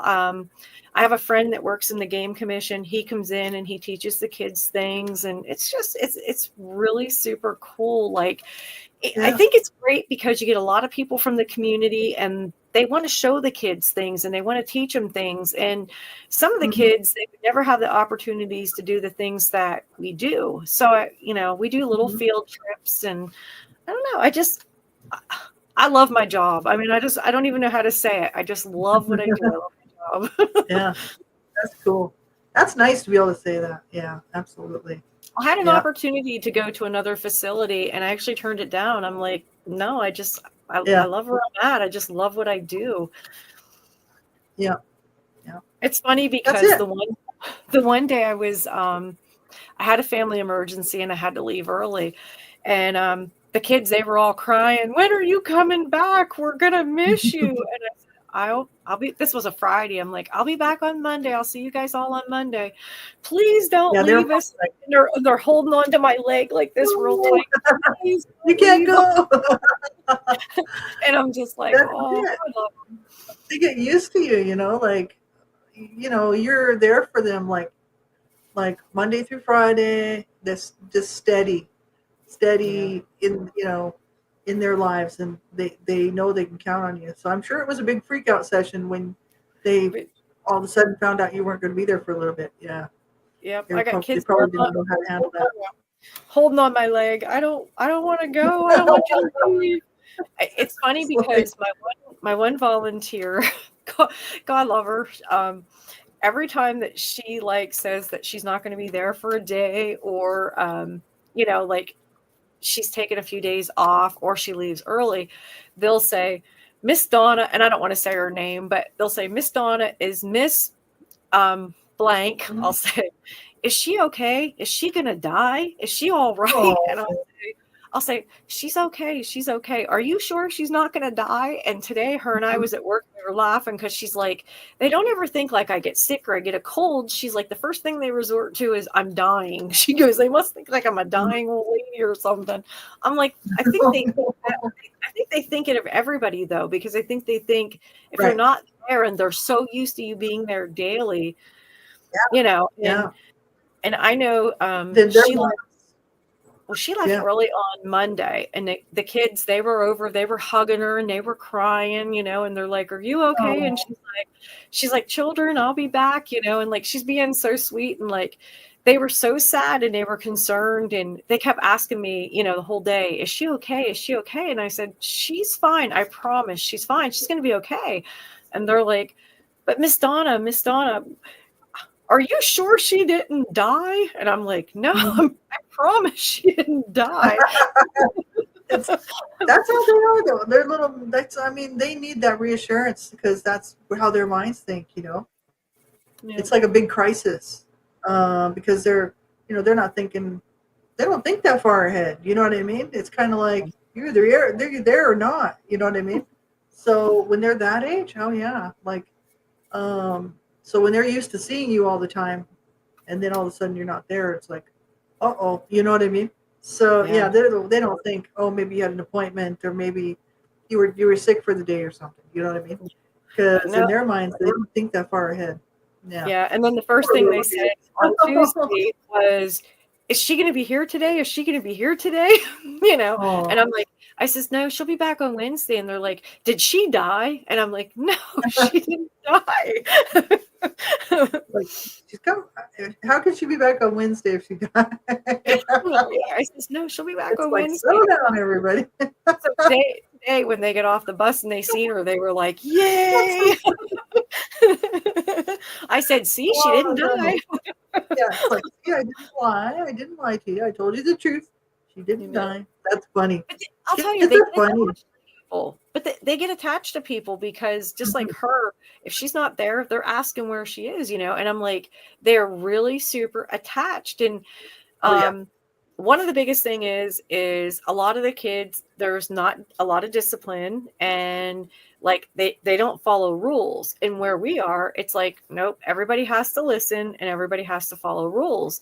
And Mm-hmm. there's been a couple times different people's been like, well, I don't like this or I don't like that. And I'm like, when you have 25 children, they have to listen, and they have to Mm-hmm. follow rules, because if I let everybody do whatever, it's going to be like Oh, crazy insane. I'm like, so you have to have chaos.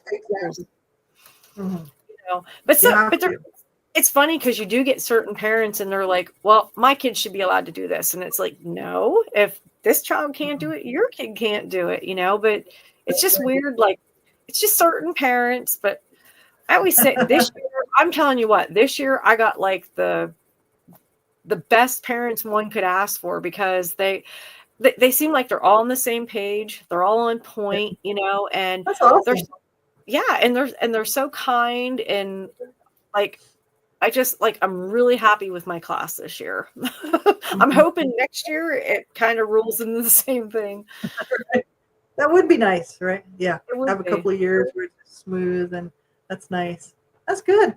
Well, I think the first year I got there, it was like a big transition, because it's funny, but the other teacher's name was Miss Donna. So they were used to the way that she did things. And when I came aboard, it was like, nah, we're going to make it fun learning. We're going to learn, but we're going to have fun, and that's cool. oh, Why not? That's right. well, don't you remember when we were plowing around California, all the fun we had? Yeah.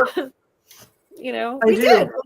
When we were in California, if we were there any longer, we would have gotten in trouble. I'm sure of it. I know. One guy at that restaurant, he even said, he's like, if you guys would be here any longer, you guys are going to end up in jail. I was like, thank God it's a short trip, right? Because before we left, I told Cecil, my husband, I was like, make sure you got some bail money just in case. He's like, I'm not bailing you out. You better behave yourself down there. We had so much fun. Yeah, that was awesome. We did. It was great. It was a great experience, but It was like, I'll never forget the guy. Remember, it was like what was it? Big Bubba's Burger Shop or something we were at. Yeah. Remember those hamburgers? They were huge. Oh, everything on that plate was so massive. It was oversized, all of it. And Yeah. the thing that's funny is that he didn't think there was anything funny about it. But the burger was like a saucer size, like it was this big. Yeah. Literally. Yeah. Like that big. Like that's not a normal burger. Then you got all the lettuce sticking out and the tomatoes, and I mean this thing was huge. It And was. the onion rings were like that big. And everything was supersized. And so when I saw the plate, I was like, is this, what the hell? Is this like kryptonite or something? Like, we're in California, so anything's possible. You know what I mean? I'm like, what are they growing shit out there with? Like, this is all supersized stuff. I was like, I haven't seen anything that big in a long time. In Canada, everything's like really super small. You know, you get a little hamburger, it's about that big. You know, the Big Macs are about that big now. Seriously, it's like a couple of bites and you're, oh, there we go. But you know, whatever. It's just the way it is. Everything is smaller, right? Smaller and smaller. But so this restaurant was crazy. It was. I was like, I don't even know how they're going to be able to stay in business. Seriously, well, that's where we rode that bowl. And the food was absolutely phenomenal. That's where we rode that mechanical. Yes, that's right. It was Lee and my birthday because hers is the 15th, mine's the 17th, and we rode that bull. Yeah. That was. Oh, fun. I know, it was crazy. We had had a good time. That guy at that restaurant, he's like, if you guys stay here any longer, like you're gonna end up in jail. And it's like, seriously. I said, we're just having fun. And he's like, I know. He goes, but people around here don't have fun like that. I know, because we were in San Luis Obispo, you know, a little smaller area, right? It's like a wine country out there. You know, it's kind of quiet, right? Nice. And we come into town and we're like raising hell. We're like, yeah, let's go. Party up. Whoop, whoop. And I mean, we were busy because we only had 3 days?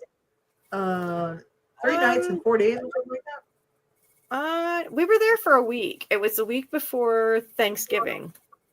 Was it a whole week? It was a whole week, yeah. Really? I don't because you kept saying that it passed by so quickly it only felt like 3 days, but it was like a week. Okay. I was thinking it was only about 3 days. But anyway, all I know is that was a fast trip. Like it just seemed like it just blew by.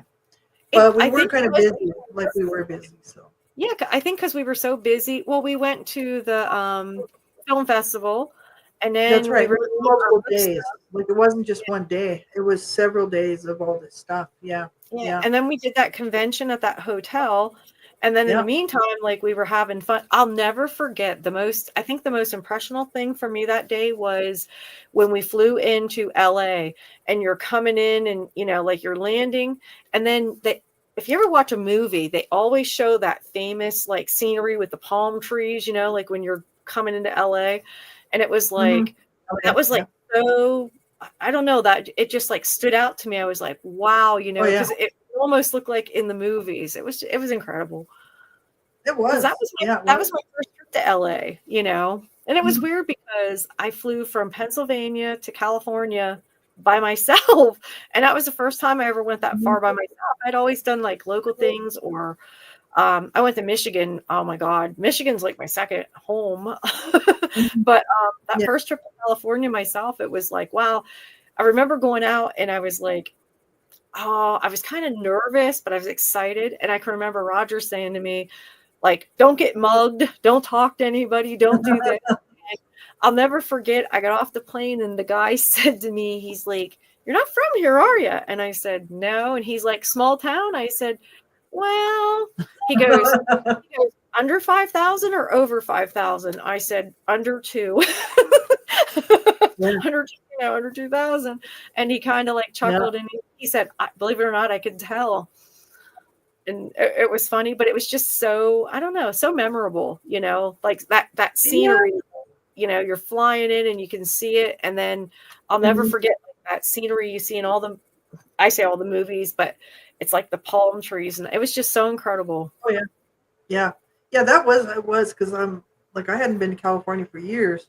I used to go when I was younger, like when I was growing up, because my sister always wanted to go.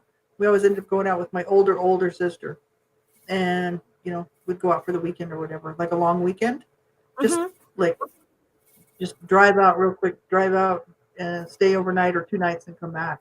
And so, but I was young when we were doing that, and I do remember it. But um, you know, it's a little different than when you're flying in and you're doing more of the touristy stuff that way. That was so much fun. It was absolutely a blast. Yeah, I know. Well, I that's had a great time. we. I know, like when we did vacations, in like my personal life, we'd always go to Florida, like places like that, and Yeah, Key on the Largo, East Coast. Key Yeah, Largo, places like that. yeah, And because a you lot guys of are East Coast. Yeah, yeah, and a lot of times we would go to like Maryland, New I'm West Jersey, Coast. those kind of places.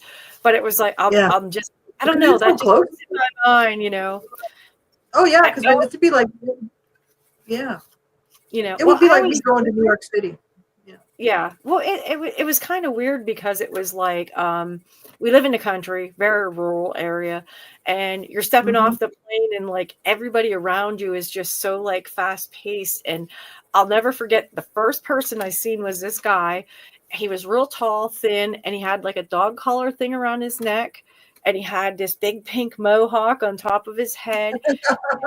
He was all dressed in leather, and I remember I looked at him and I'm like, you know, because yeah, but back then and in my area, you didn't see stuff like that. Everybody Yeah, here is like blue jeans and either sneakers, cowboy boots. Everybody all the men, they wear like either a ball cap or a cowboy right. hat, and Yeah. stuff like that.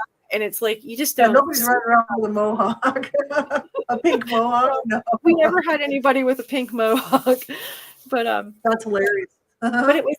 it was so like eye opening, because it was like Oh yeah, wow. California is like anything goes, and that's like it's always been like that. Like that's the reputation that it got. Anything goes. You can just do whatever you want. That's why everybody wants to go there. Now they're all trying to get out of there, just because it's burning down right now. But even 2 or 3 years ago, people were trying to get out of there because it's just too expensive, and it's just my nephew and his wife lived in San Diego, and for a few years, and my nephew, it took him 2.5 hours to get to work, 2.5 hours to come home. So he was spending about 5 hours a day driving back and forth to work. Oh Plus, he wow. was working all day, and he said, "I just never get to come home. I get home, I have to. I don't even get to see the kids. I got to jump in bed, go to sleep, get up, leave really early in the morning, so I don't even see my kids or my wife. Off I go." And he's like, "We just did that for 2 years, trying to do the rat race in San Diego, and we left. They finally moved out of there." I'm like, "Yeah, it's a rat race. When it's Yeah. that when you're living in those centers that are so populated. I'm sure Northern California, the whole inland area, like the whole western or eastern side of California, that's not the coastal area, but more east. That whole area is all agriculture, Mhm. ranches and Yeah. farms, and I'm sure those people are happy. And those small cities like Sacramento and some of those smaller cities, I mean, those people are probably perfectly happy, and they're not dealing with all that crap of LA and San Francisco and all those Yeah. big Do, centers. do you remember the traffic? Like the traffic there was like insane. Oh Like yeah, I don't know how much time you got to spend in LA when you first got there, but there was just like so much traffic and like small town. It's like we have one red light in our community, mhm, So to me, it's like wow. It was just yeah. so you know It's like it, yeah, well, it's it's really massive. like eye opening because you're not used to that. Mhm. And like I said, I'm here. I said to Lee one time because Lee's like, "What's it like living in your area?" And I'm like, "It's just really like a laid back, peaceful place." Mhm. I'm like, no one gets real excited about anything. And she's like, "Get out of here." And I'm like, "No," I said, it's a small town. It's a small country town. I'm like, you just, It's a beautiful area. Hmm. it's gorgeous. Yeah. I always say this is the most beautiful place that you could ever live because it is gorgeous. Yeah. I mean, where we are right now, we are in the middle of the mountains. We have water in 3 places around us. I mean, it's gorgeous here. I love it. I wouldn't live anywhere That whole else. area is But gorgeous. but I mean, you're out in it's the just middle of nowhere.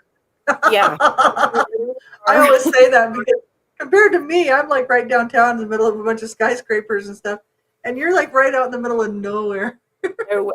And I'm like, But I would love to be sitting out right now right in the middle of nowhere. Yeah, I'd love that. Beautiful area. Yeah. it's funny because like in this, especially in the summertime, Lee and I, we had different talks, and she had always said about she wants to move here, and she would be Mhm. like, I just want to get up one morning and go out on your front porch and sit on the porch and drink my morning coffee, and look at the game, because how we've had like baby fawns born in our yard. Oh yeah. And You guys remember got the everything coming through. 50-pound black bear I sent you the video of last year? Oh yeah. Around The our bears, and elk, and deer, and Bambi, and Bumper, and every other critter coming through there. I mean, seriously, like no, it's right. You're right out in the middle of nowhere, like I said. Like, and Lee's always like, I just want to experience. And I always say to her, it's so peaceful here. It's mhm. so quiet. It's so like slow paced. Like no one's in a hurry to get anything done. I don't know. It's just, I don't know. I like the peace. I like the comfort here. I think that's why I stayed here. I know probably 15 years ago, I was like, I wanted to move to Michigan, and I love Michigan. The people up there, they're so good to me. And I know a lot of people. I have a lot of friends up there. And, Mhm. I can remember my son, he was going to graduate high school, and he's like, I'm going to go to college. I don't want to leave here. And my daughter, she's like, I don't want to leave here. And I'm like, Yeah. well, then stay in PA, and, uh, you know, but This I'll will tell stay you, here. Okay. honestly, I wouldn't want to live anywhere else. I love it here. I really do. I love it No. here. Yeah, you're in a gold mine. Most of the world would love to be right where you're at. Like maybe not everybody. There's lots of people who love city life, and they love Yeah. that whole 24-hour city type thing. And you know, like, and then others would just love to be where you're at, the Yeah. peace and the quiet. Like I would love to be in the peace and the quiet, you know, because it's in the summer especially. It's so noisy. Like downtown, I'm right downtown, and it's too hot, so you have to have your window open because you can't close your window because you won't get any air through, and you're just going to roast. So it's so noisy with the traffic and the people. It's great for people that love to be up all night running around. They're having a good time, right? But the rest of us are trying to sleep. And I'm like, after about 3 or 4 months of that, I'm like, that's what wiped me out last fall, I think, is I just didn't sleep all summer. So it was terrible. And I've lived down here for like, almost the whole 30 years, right? Mm-hmm. I'm just in a little different area, but I mean, I've always been downtown here within a few blocks, right? So I know I'd rather be where you're at, sitting on your porch, drinking a cup of coffee, watching all the wild. I just have some bear spray handy because you've got bears roaming around all over the place over there. I wouldn't go anywhere without my bear spray. I'm serious. That night that I sent you that video, I had the Crazy. dog out, and I said to him, come on. I said, hurry up, let's go. I want to go to bed. I'm tired. And he come up on the porch. We come in the house. We were not in the house 30 seconds, and my phone went off because we have our camera system attached to our phones. And Yeah, it went off, and here this bear come around the house. And I'm just like, yeah. if we would get out there 30 seconds longer, we would have You come were just face to out there. face with the bear. That's it. Yeah, that's what I mean. I wouldn't go nowhere without bear spray. I'm serious. I would just have it handy. I'd be out there with my coffee and my bear spray. I'd be like, I see you. You do with your cup, and you're got like, it ready. I'm like, because they're everywhere. The bears are everywhere. Like you're in a bear area, man. Holy yeah, we got mackerel. a lot of game. Like I said, last year I think I sent you and Lee videos and pictures of the fawn that was born in our yard. Yeah, that was beautiful. I was just like, that's amazing. I know because you Yeah. were like, tell the kids they can't go over there and disturb that deer, that little fawn. You get them to stay away from there. I remember you were telling me about this because you were like all seriously, like, It was, don't let them disturb it. Yeah, I don't blame you. It's well, so the kids beautiful. in the neighborhood, they'll ride their bikes, and I'm like, don't let them down there in that field, and don't let them do this, and don't let them do that, because I didn't want them to go near it, because if you touch it, the mother won't take it. And I Right. thought, I can see those kids walking right up and touching it, because I won't say his name, but my oldest grandson, there was one born in the yard, and he is like sitting directly behind it. And I took his picture. I mean, he is just so close that he could literally just put his finger on it. But if you touch it, the mother won't take it. So Yeah. That's right. Because the mother's just watching and waiting, and it's like they catch the scent, and that's it. Yeah. yeah, they So wouldn't take it. The fawn would die. So that's why I'm always like, don't let the kids down there in the field, and don't do this, and don't, because I don't know. They're so precious. Just well, so precious. you love your wildlife. That's right. I mean, and I think it seems to me that the whole area does because it's really. I mean, everybody there is living there and probably born and their parents live there, and there's a few outsiders that move in, but not that many. And a No, lot most of people people have who are here are natives. generations, like generational. Europe. So many generations living in that area. That's right. So Well, yeah, you guys would get to where how many they're times have I about to told you about my wild rabbits that live under the porch, and then they have their babies, and the babies come out, and we hand feed them carrots? Oh, Like cool. Yeah, I love it here. I love living here. It's so yeah, awesome. that's awesome. Yeah, yeah, like that's the thing, right? I mean, I like living in the city, and but I've had many years in the city, and now when you get older, I mean, sure, there's stuff here, there's everything to do, you can find stuff to do, you can go, but you don't, you have that not too far down the road from you, so it's not like it's a big deal. You don't have to go that far before you're able to get in on stuff. You know what I mean? Yeah. It's not Yeah. like being out in the middle of somewhere where it's going to take you like 8 hours to get there. You've got some bigger centers around, not too far Mm-hmm. away, within an hour, within a couple of hours. So if you Yeah. do want to go to the city or go to a concert or go whatever, you can still do all that. That's Yeah. ideal. Like that's absolutely ideal Yeah. because I'm right in the middle of a city and I don't want to go do any of this stuff. But it's all here. If I wanted to go do it, I could go do it. Well, I'm going to catch some concerts. I'm going to go to Heart and Cheap Trick are playing here in March, and I got my ticket. Yeah, That's because I love awesome. Heart. Yeah, and I never got to see them when they were younger. They didn't come to Albuquerque when I was at all. I don't think the whole time I was living there. So they're coming with Cheap Trick, and I love Cheap Trick. Yeah, I do too. I do too. Xander? Oh yeah, I wanted to be Mrs. Xander. I was like, when I was young and growing up, I was like, I want to be Mrs. Robin Xander. Yes, I do. And I had all these people picked out, Mrs. Tom Petty. I was like, yeah, yeah.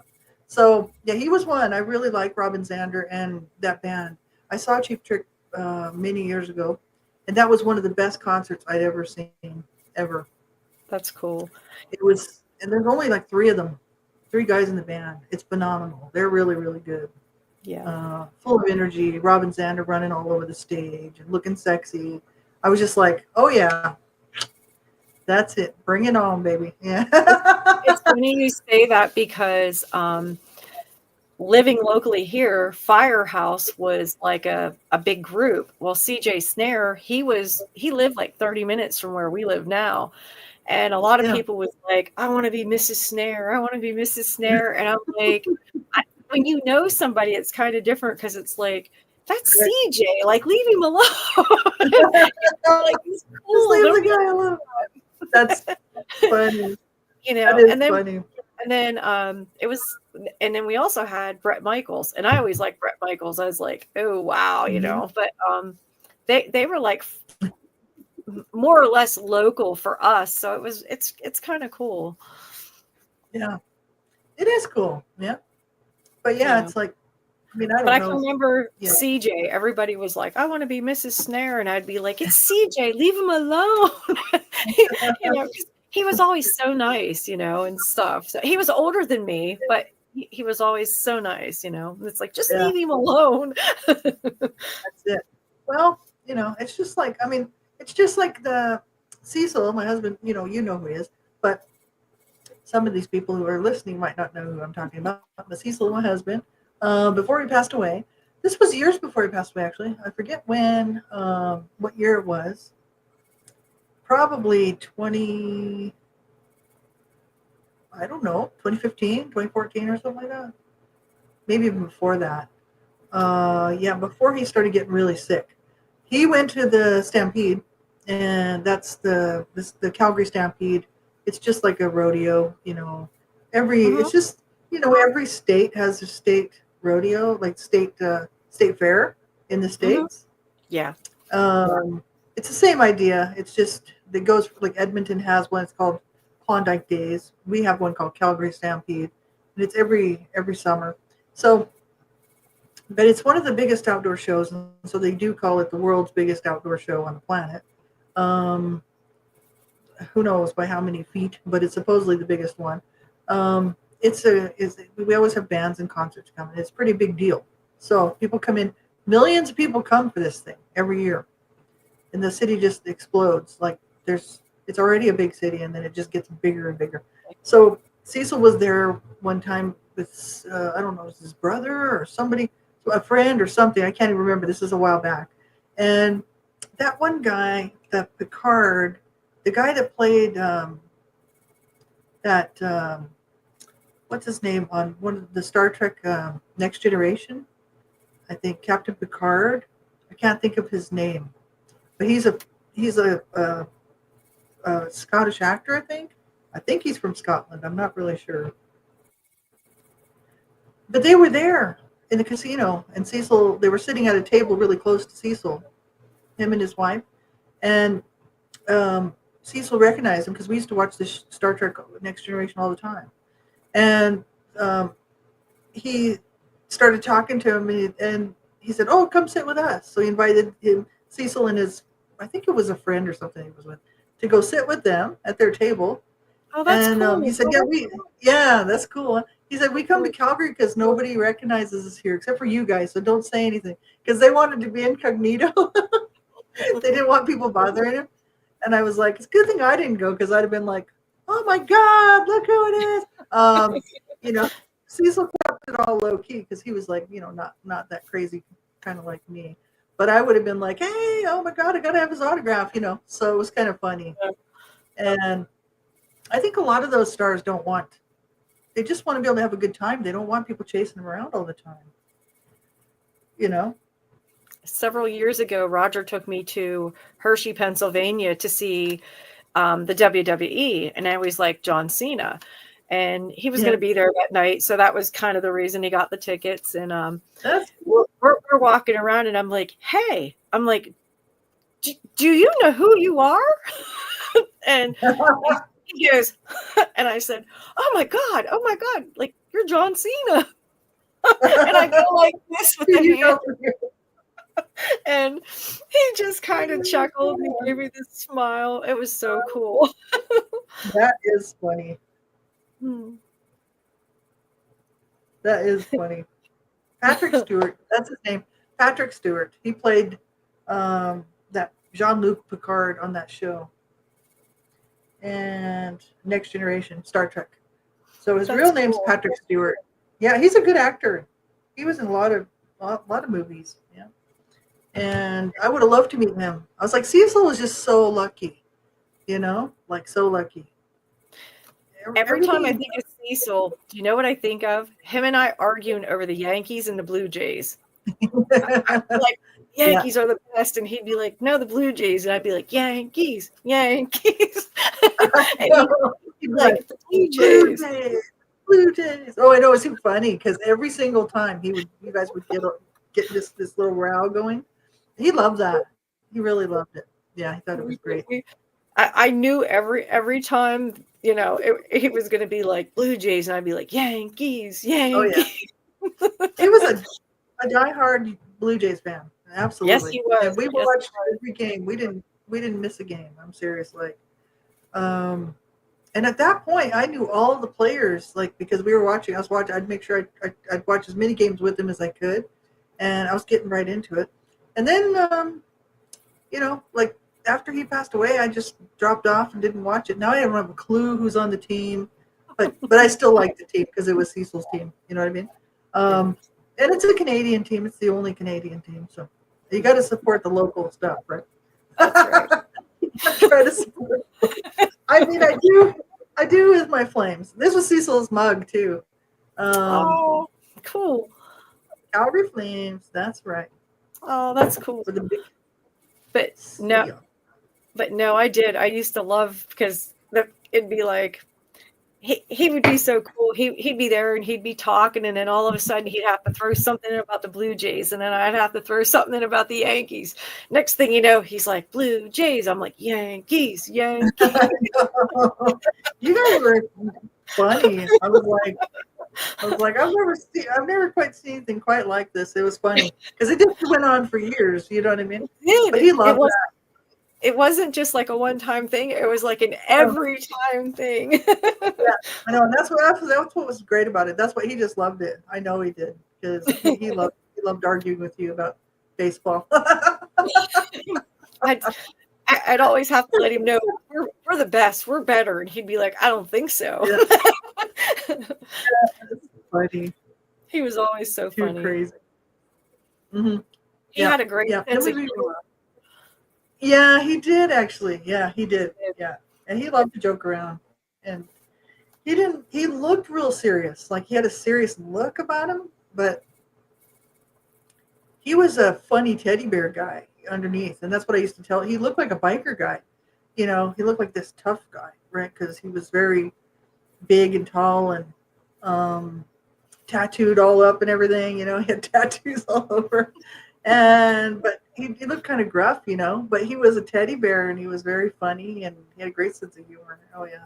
He was sweet. And it was funny because no matter when we would go to hang up or we'd be done talking or whatever the situation was, he would always say about how much he loved you. And I always thought that was so sweet.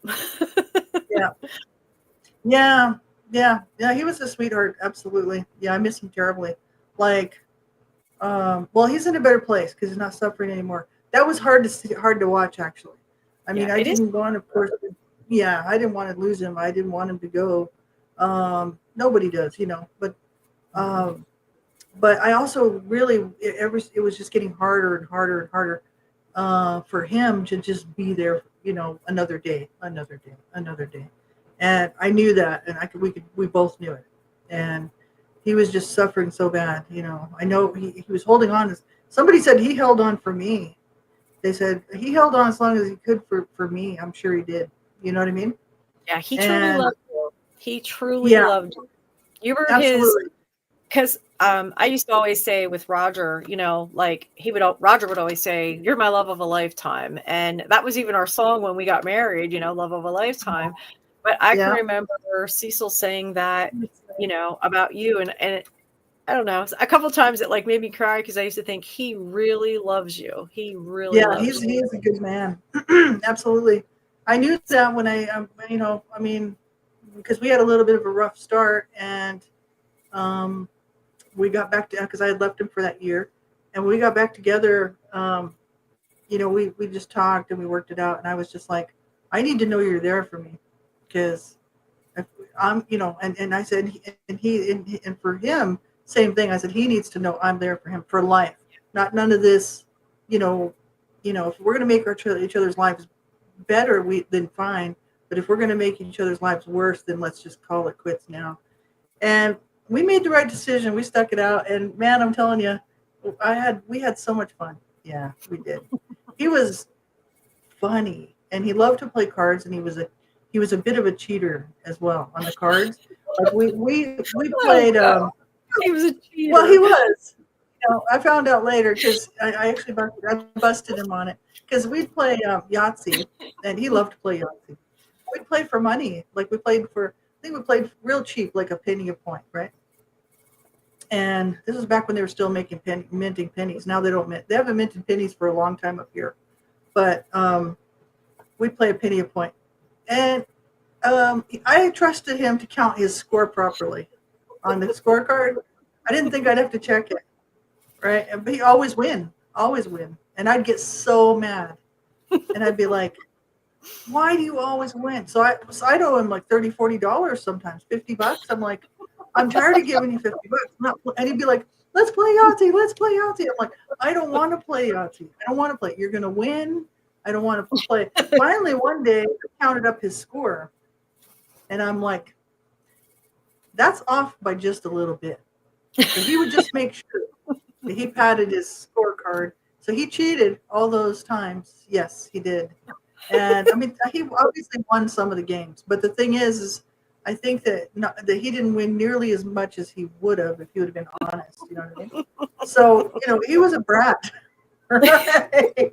He really was. Like, he was so sneaky. Like, yeah. I love it. I do. I love it. I think He just played it off as being lucky, But he was lucky though. He wasn't a big gambler, but he was a little bit of a gambler. And he would, like, when he did go gambling, he would win. I don't know, he was just lucky that way. Like, and same with horses, because he loved to do horse. Oh, I knew he liked the horses. Yeah. Yeah, he was really big into that. So, because they were especially way back in like the early, like, I don't know, 70s and stuff. Like, especially in like 60s, 70s.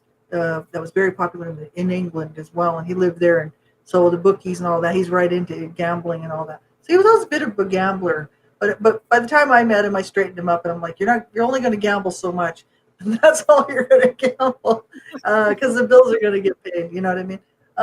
And so he would take a certain amount, and that would be all he would be able to gamble with. So he was really good about it. You know what I mean?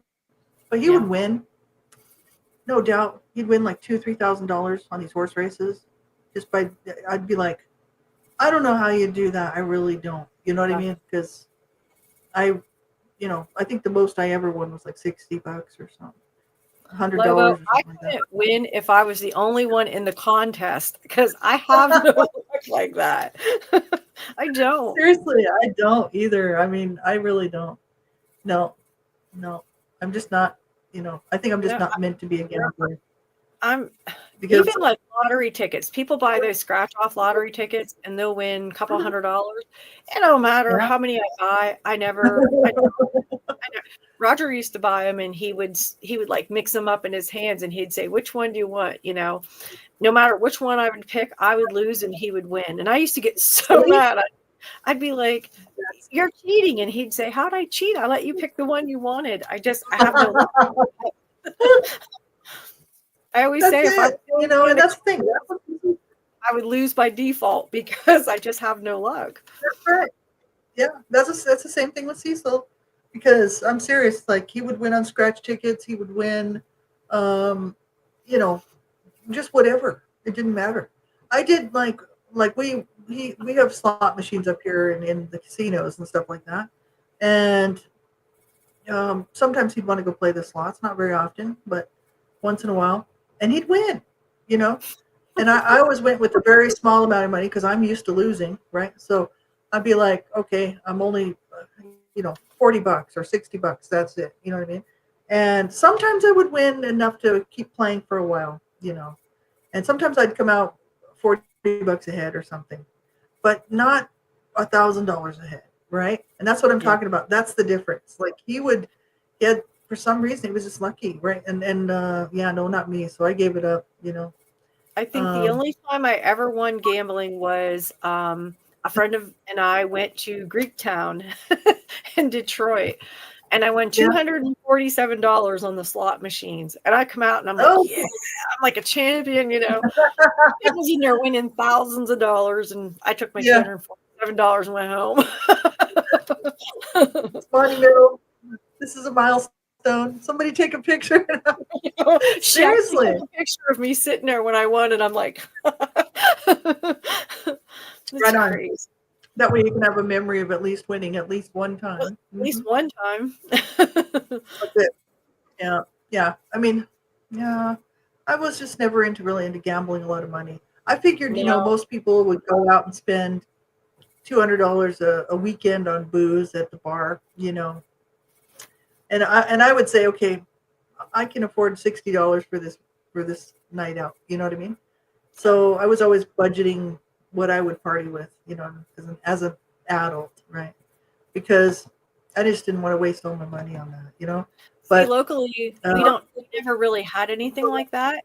So we would have to travel. You'd either have to go like New Jersey or something like that. So for us, you're looking at a 6-hour trip to go gamble. And I used to just be like, it wasn't my thing to begin with. So we just never really went. yeah, And I'll yeah, be not unless honest, you're I gonna would go rather have to a shoes weekend or and a purse than I would to go gamble. right. Yeah, that's the thing. It's like I'd rather have something to show for it. You know what I mean? Like, I mean, I do throw away money, and I mean, I think in this culture, in North America, we're all buying stuff that we don't need. Yeah. So I mean, I call that throwing away money. But the thing is like I do. The bills are paid, and that's the important thing. You know what I mean? But some people are gambling their houses away. They'll literally gamble their house. Anyway, They'll lose everything, right? my house is like my Uh, best thing to me. Like, I love where we live. I love our home. Our kids was raised here. Our yeah. our one grandchild, he was here for several years, and it has so much sentimental value to me that I just couldn't. I know over the years Roger had said, let's sell and get like a smaller place, and I'm like, the only way they're taking me out of this house is in a body bag, buddy. I'm not going nowhere. But he's like, but he used to A say we don't big fill mistake, this I'll tell space. you that. I always would say that. I'd be like, the only way they're taking me out of this house is in a body bag, buddy. We're not going anywhere. It's your home. It's been your home for so long. I Yeah. mean, yeah. I can't imagine. I wouldn't want to give it up either. Not very many people have that luxury of being able to say. Now there still are some, but in today's world, it's getting harder and harder for people to hang on to their homes.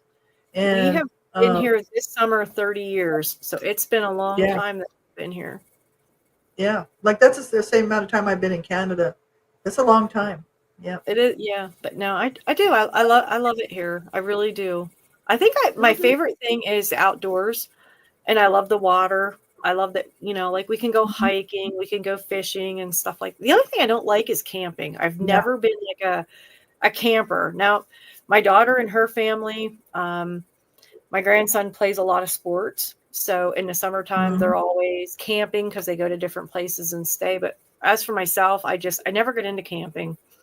I'm always like, why do Mhm. I want to go? And I guess a lot of times people talk about camping, they talk about tents. And I'm like, I'm not going to go lay on the ground and have bugs crawl on me, you know. Mhm.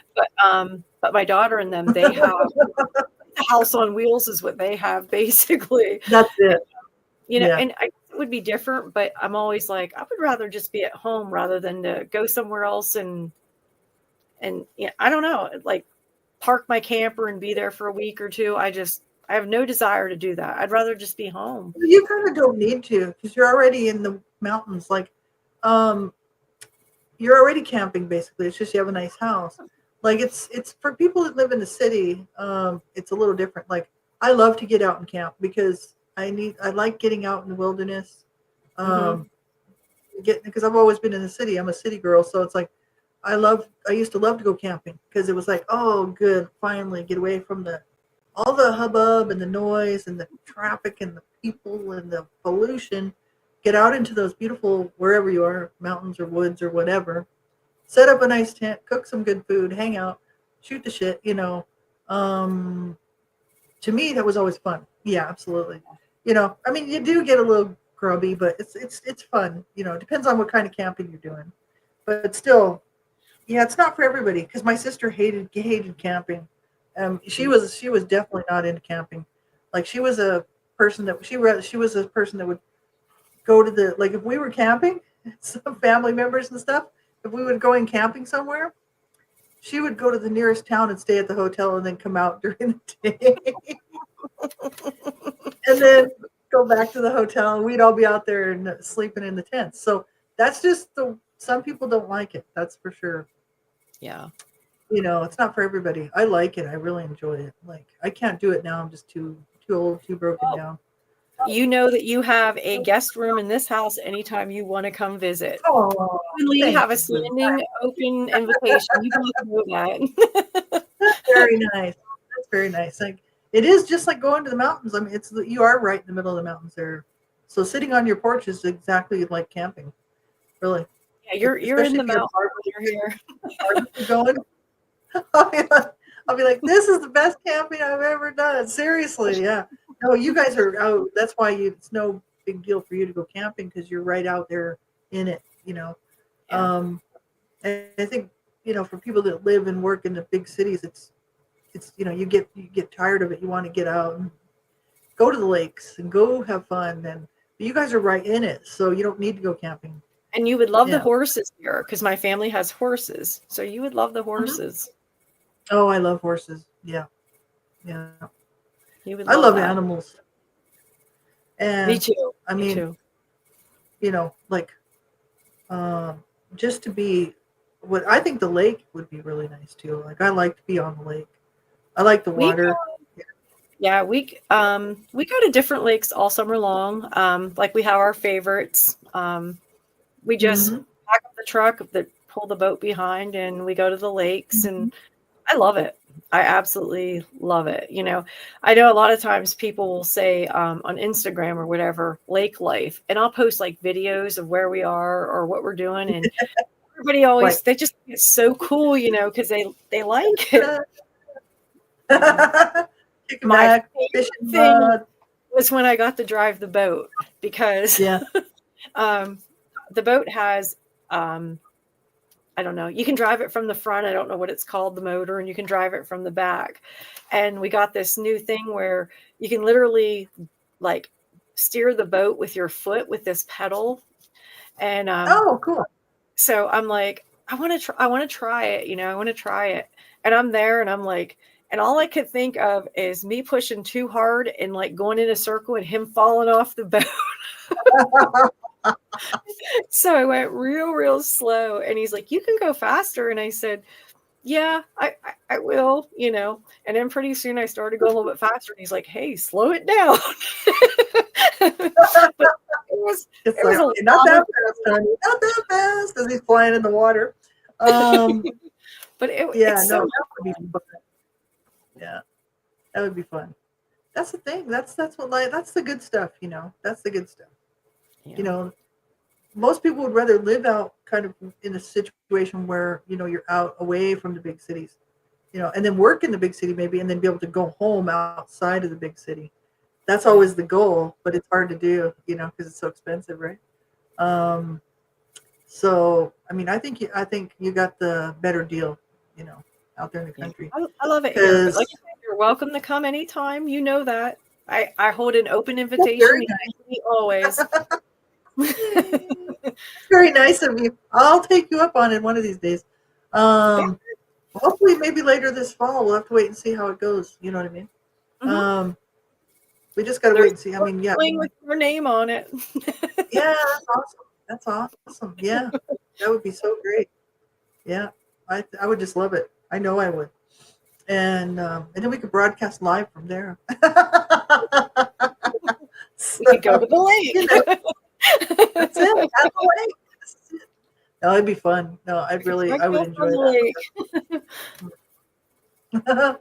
So cool. Yeah, no, I would love it. Right on. His hair down. I put it up in a bun tonight after I got out of the shower before we started taping. But the bun gives me a headache, so I got to pull it out. Yeah. After a while, it's kind of like pull on the back, pulls on your head. I was like, it was hurting my head, so I got to pull it out. Mm-hmm. Yeah. One thing tonight when I got out of the shower, it wasn't so curly tight. It's like my hair's real curly anymore.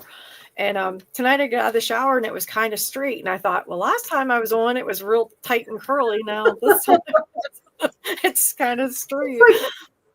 Who knows exactly? Like it's just always weird, I've noticed that because it just depends on the day, probably how much humidity is in the air. Like that has a lot to do with it. Right? Yeah, I think that's a lot of it for me. When I was younger, I had poker straight hair, and then like 8 years ago, all of a sudden my hair started getting like wavy and curly, and I'm like, where the hell did this come from? Because I've never had it before. I did that too. Yeah, because I used to have really straight hair. I mean, you can see it in my photos, like really super straight. And it's like now it's wavy, Yeah. a bit of, well, I mean, it's sort of frizzy too. But the thing is it's kind of wavy, curly, and there's every kind of color in there you can think of. There's like black, and red, and gold, and silver, and I'm like, where is all this colors? Weird colors coming from? It's funny you said that, because a couple of kids in my class said to me the other day, they go, I went and I had, you know how I always get highlights? I always say I get my roots touched up. Well, the one kid said to me, Miss Donna, why does your hair grow like that? And I said, oh, it just does. He's like, well, this is the way it is. Sometimes he goes, sometimes it's real white. And I'm thinking, my hair's not white, it's blonde. But he said, it's real white. He's like, but right now it's a little bit black too. And I said, well, that would be light brown, not black. Because my natural color was blonde. And then as I got like in my late 20s, early 30s, it got darker. And when I go, they always say my hair color is between dirty blonde and light brown, which I never understood the dirty blonde or dishwater blonde. But anyway, but yeah, he says, why is it like that? Why is it dark here and light on the ends? And I'm like, it just grows that way. It's just the way it is. Exactly. That's funny. Like, I don't know, that's just the way my hair is. You know what I'm saying? It just does it. Does it like that all the time. That's funny. The one little boy in my class, his mom's a hairdresser, and he comes in and he goes, hey, I just got highlights too. That's funny. That's cute. So it's like, we're matching right now. Yeah. I know, but it's funny because when you're younger, my hair, like I said, my hair was lighter, but then it always got highlights in the summer from, I think, swimming in the pool. But then I got older and it started getting darker, and it's like I kind of like it lighter. And then now, like, I'm getting a couple grays. I'll never forget, I went to my hairdresser one day and I used to always say, Debbie, check my head, make sure I don't have no grays. And she's like, you don't have no grays. And I'm like, okay. Debbie, check my head. And she'd say no grays. Well, then one day I said, check my head. And she's like, she didn't say nothing. I'm like, wait a minute. I said, what's going on? And she goes, nothing. And I'm like, what's going on? I don't want to know. And she goes, if there are grays, don't tell me. Yeah. She goes, well, she goes, you got a couple. Yeah. She goes, you got a couple. I says, don't you say the word. I'm like, get rid of them. Yeah. Seriously. It just happens kind of like overnight. I know, because my hair used to be really light, like really blonde, almost white, right? Mm-hmm. And then just over the years, you can see it turning more honey colored, you know, it's like just like a honey blonde. And I was always out in the sun, you know, the sun is definitely helpful to bleach your hair out. But now it's a strange color. It's almost red. It's almost like a silvery red. It's very strange. Yeah. It looks blonde. But in the summertime, yeah. You look as blonde as I do. It's kind of blonde. There's a lot of really like silvery white stuff on the right around in here, like in this area. But the back is all still kind of blonde. But and certain areas is still blonde. So it's just like weird. But in the summertime, when I get outside and get some sun, it should lighten up again. Yeah. So I know what if I'm in the pool a lot, mine will get real super light. But then like in the wintertime, it's like I have to get highlights. If I don't, then it's a hot mess. So but I just thought it was so cute because he's like, your hair always looks really pretty. Miss Donna, why does your hair have those dark things and then it's light? And it just grows that way. Like that's just where my hair is, you know what I'm saying? Like, that's my hair. That's funny. Kids are funny. That's cute. Yeah, they are. I know. One time when I was younger, I used to dye my hair all different colors. And when I was like, I don't know, I was in my 20s, like mid 20s somewhere. I dyed my hair black, like jet black, and I'd have to like do my eyebrows black too because in order to sort of look good. But I loved it. I absolutely loved black hair. It was great, That's and I cool. got a lot of attention. And yeah, because if I walk into a store, people just ignore me. They don't see me. I don't exist. If I have when I had that black hair and the black eyebrows, I got a lot of attention. Everybody is looking, and everybody wants to help. They're like, "Oh, can we help you?" I'm like, "What is this about the hair color, man?" You know what I mean? Like, as a blonde, they just ignore me, right? I'm like, "Am I just invisible, or as a blonde? I guess." Um, Strange. That's weird. That But is weird. yeah, I used to do tests. Like I one time I went burgundy, and burgundy was nice. I liked burgundy. It wasn't quite purple. It was just burgundy, like almost purple red. Oh, it was beautiful. I love that color. And that I got a bunch of pictures taken of that one, like professional pictures. It was really Oh, nice. that's cool. And yeah, but then when it grows out, it's a real hassle because then you have to deal with that whole strip thing going until it all comes out. So I stopped dyeing my hair different colors. I was like, that's it, no more of that. Can't bother Yeah. dealing with it anymore. So I I just know. leave it, and you know, Yeah, I know when they do mine, they foil it because like you get like a light strip, a dark strip, a light yeah. because it's mostly like on top the highlights. Mhm. But I know my granddaughter, she's 7, and she's like she's so beautiful and she's funny and she's Yeah. like she's like I need to dye my hair and I'm like, oh my goodness. So my son and daughter took her down and her hair's all one length and they took her down and they got 2 little pink strips right in the front and she's like, I like Oh, that hair, grandma. cute. And I always say to her, I'm like, why are you so beautiful? She goes, I don't know, I just am.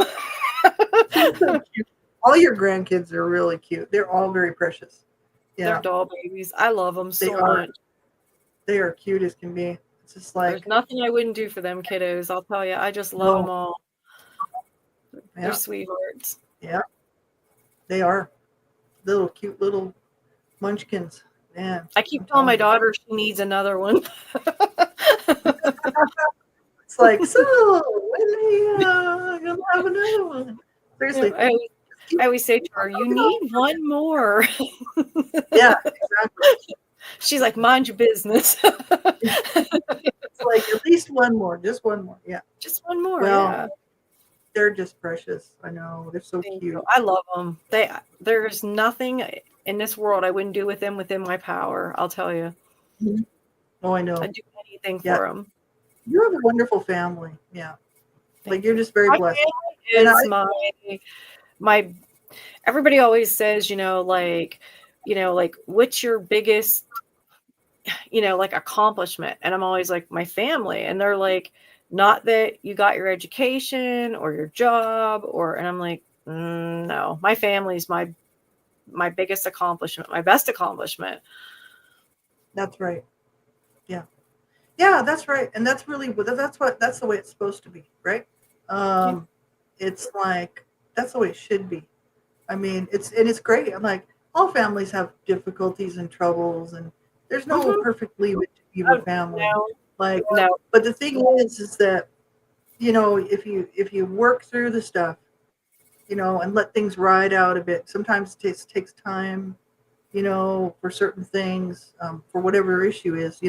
Most Yeah. families don't do that, and they just splinter off because, um, it's not worth it to them to try to keep it together. But I love you and like like you and Roger are very wise, and your children are going to follow in your footsteps, with their children hopefully, and be able to keep that generational thing going for a long time, right? Because that's so important. It really is. Because they can see in you and Raj, your husband, that like they're your life and you love them more. Like you would do anything for them. It's not very many families are like that.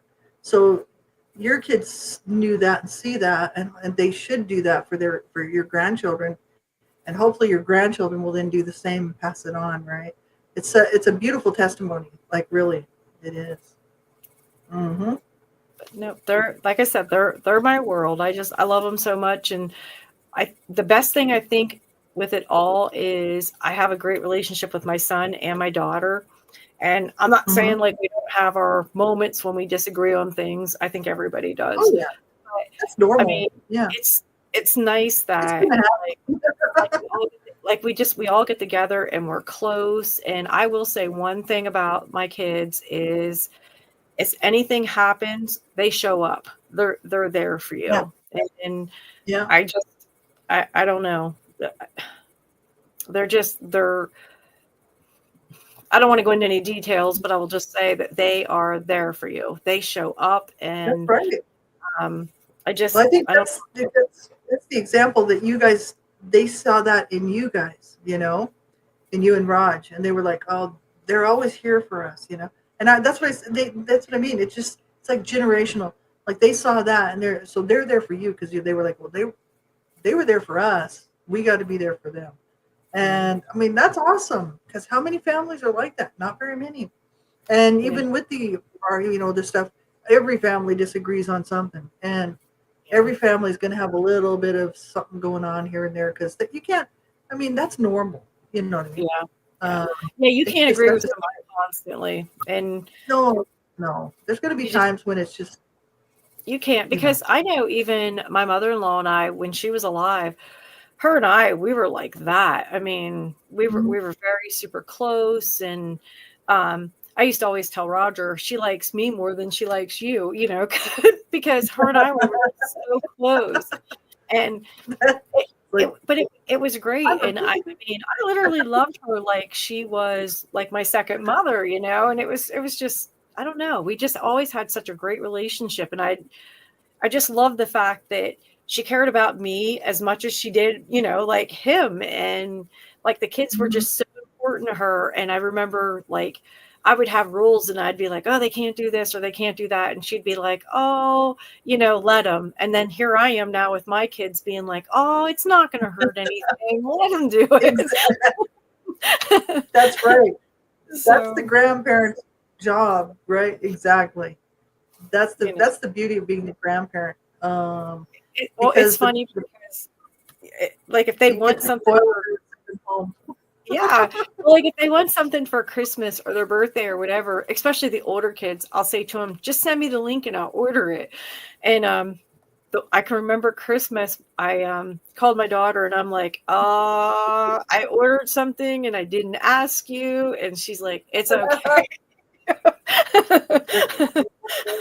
I'm in Mm, a little bit of trouble here, but yep. yeah, no, you do spoil them terribly. But you know what? That's a good thing. I mean, if you can do that, what's wrong? There's no harm in that. Um, because that's how. I mean, that's how you can. They know that you love them. You know what I mean? Like Mhm. it's there's nothing worse than somebody just being stingy.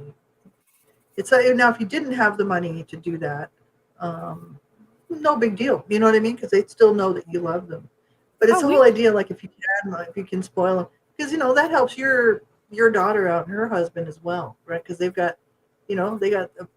getting going on a pretty decent sized family there, and yep.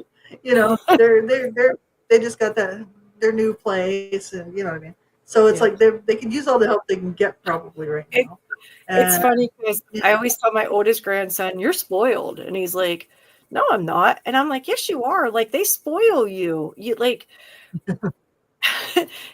I think that he just assumes like that's how it is for everybody. And I'm like, "Look, when I was a kid, I didn't have anything. Like we didn't have a lot of money, and not like my dad worked hard, and he used to have to work mhm, away from home, and he only come home on weekends. And I'm like, we didn't have a lot of money. And then even when Roger and I was first married, he didn't have a great job. And then as time went on, he got a great job, and then things were a lot different. But I'm like, we didn't come from no like rich family or anything. And I'm like, and mhm. here you are over there spoiled rotten. And he's like, I'm not spoiled. I'm not spoiled. And I'm like, yeah, you are. They treat you good. They're good, them Yeah, kids. yeah, and that's good, right? Like that's awesome. And That's that's what my son with his kids. He is super good to them, and it's just it's funny because I can see different things that my daughter does that I used to do, and then I see things that like Raj did, and now that my son does, and it's weird mhm. because you wouldn't think that they picked up like the traits, but they did, and it's pretty Oh yeah, cool. It really is. it is absolutely. It's very cool. Yeah, it's like your legacy, right? I mean, yours and Roger's legacy. Um, you definitely have one, right? And you've passed down a lot of stuff. That's just natural. It just happens, right? But I think you pass down good stuff, not bad stuff. You know what I mean? Boo. And I appreciate that's that, awesome. Lil. It's true. It's true. Like, I mean, I can see it, you know? Um, I can just see it. Like, because I've known you for a long time, and I've been watching your family as it's been, as your own children have been growing up, and now they've got kids and they're growing up, and it's just like I see a lot. Like you guys have really left a beautiful legacy for them, and they, you know, young young people don't always recognize that stuff, but the older they get, the more they will, and that's awesome. I've only known one other family that was like that, and that's my friend who lives in Oklahoma, and her parents who I knew in Albuquerque there Hmm. when I was growing up. That's how their family was. Like they were really, like her and her husband really had this great legacy, and they brought their children up right, and their children brought their children up right, and they have this great family. You know what I mean? Um, and the family has so much respect for the grandparents who were my friend's mom and dad, who, you Nice. know, yeah, so many years later, these great great grandchildren, I mean, all of them just respect them so much because they're just beautiful people. And that's how you guys are. You know what I mean? Like, that's how I see you guys, you and Raj, right? So you guys The have only left thing a major. I ever want the only thing I ever want them to know is how much they're loved. That's the biggest thing Hmm. with me. I want them to know how loved they are. Yeah, that's the most important. That's right. Because it's not about gifts, it's not about what you can buy, No. it's about love, right? No. Yeah, it's about acceptance and love, and you know you love them just the way they are, you know, for who they are, and everything about them. And you would do anything for them if you whatever you could possibly do, you would do for them. Absolutely. I That's would real give love. my life to save theirs, and that is the God's truth. I believe you when you say that. I really do. Because you've said it before, I think at least once. I believe you. I really do. Yeah. But yeah, because like you said, I mean, you've had a chance to live your life, right? So that's how I feel too, like Yeah. I don't have any children, but the thing is like, um, I was going willing to, like, Cecil needed a liver transplant, and I wanted to give my half of my liver or a piece of my liver. They wouldn't do it, even if we didn't even get to see if it was a match. I'm not sure if it would have been a match, but they said no because you're too small compared to him. Your little liver is not going to grow into this big liver like his body needs. So they were like, you're just not a candidate. I'm like, I'm big because I am big. You're I'm really tall. you're I'm not quite big. large. You say that, but you're not big. You're I am tiny. though. No, I am. honest, you're not. I'm Honest, you're big. not. I'm big. I keep telling people that because I am, and it's like, um, Yeah, but I say because that I'm not about short. myself. I say that about myself. I'll say, I'm a big girl, and everybody's like, "No, you're not." And I'm like, "I'm a big girl. Look, No, I but got meat in my bones." And they're like, "No, you're not. You're like no, me. but I mean, you're You're just no tall. You're just tall. no different than Yeah, me. You're I'm not big." a. I'm not as tall as you. Like you're way taller than I am. Like I think I'm about 5'7.5". You're like 5'9". I'm 5'9" with my shoes on. You know what I mean? But I'm without 5'9" my in shoes on, flats. yeah, No shoes. you're tall and thin, right? And I'm stockier. You know what I mean? kind of like it's I like to be this way actually because I like to. It's like people don't bother me. You know what I mean? Because I'm not frail. I'm a little broken up, but it's like, you know what I mean. I'll take you out. So I like to be a little bit kind of, you know. It's like you want to go, okay, let's go. I've always been like that. It's kind of a self protection measure. Yeah, But the you're one thing of those is I'm people, not. I'll kick your ass. Well, I'm just like, don't mess with me because that's the thing. My whole thing was, you know, I don't start fights, but I'll finish them. Yeah, Yeah. guaranteed. Because I don't start them. I'll leave people alone, but just don't mess with me. That's all. That's all I'm saying. It's There not a you good are idea. kicking ass, and I'm walking around with my pepper spray. I'll spray somebody's eyes out if they try to get me at the facility. So it's kind of like, you know. So I mean, I don't know. I think I'm kind of large, and it's like they were like, no, because Cecil was like 6'4", you know, this big You're biker not. guy. Um, I wasn't big enough, no. But I thought I could do it. They were like, no, but I would I have done it. I would have done it for sure. Yes, you would have, but I think we see ourselves different than we are. Because, like I said, I see myself as like a big girl. And when you say that, I always think you're no bigger than I am. And you always say you're big, but you're not big. Well, you're quite a bit smaller than I am. Like you're not small, short. Like you're smaller in size. Like I know, like I'm larger than you. I think I'm wider in the shoulders and quite a bit wider all the way around. You know what I mean? Like, yeah, no, like I'm not as tall as you. If I was, it would be good because I would just look a little bit better. But because I'm a little bit shorter, all this weight that I've got on, you know, it doesn't help, right? But it is what it is. I I think you're don't just, care. I just think you see Whatever. yourself. I'm not trying to do You're something not like mean, that. but it is.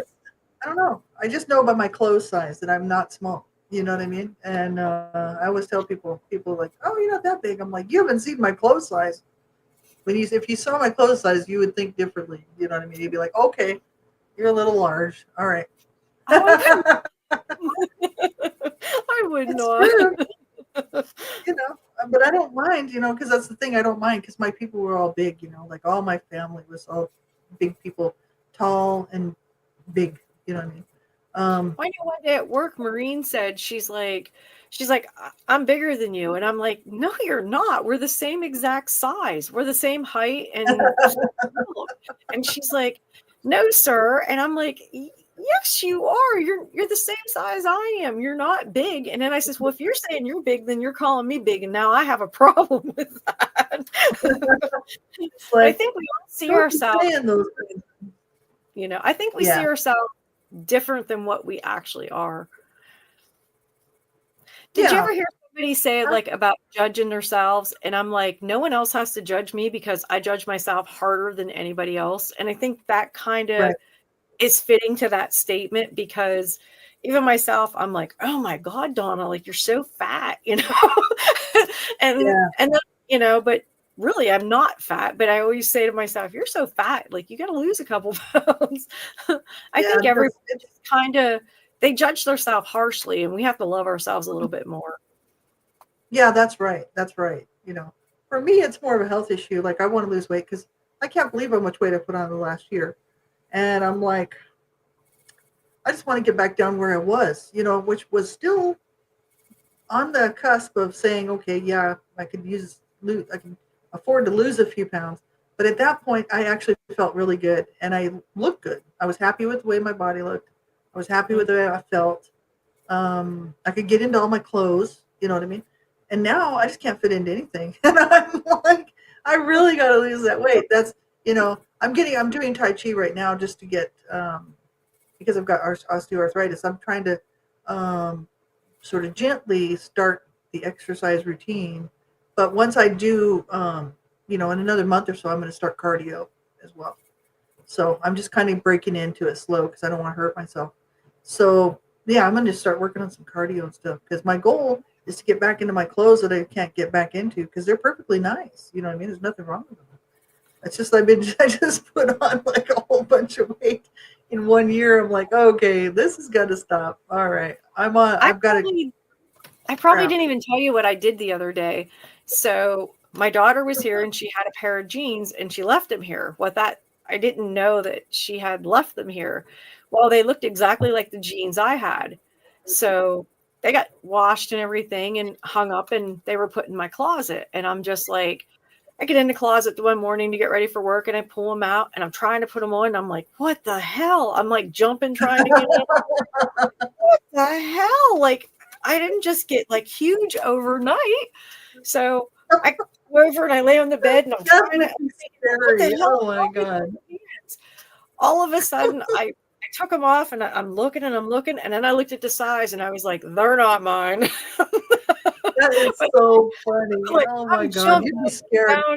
And I'm Oh, bouncing no. like, I gotta get these on. And here they weren't even mine. They were my daughter's.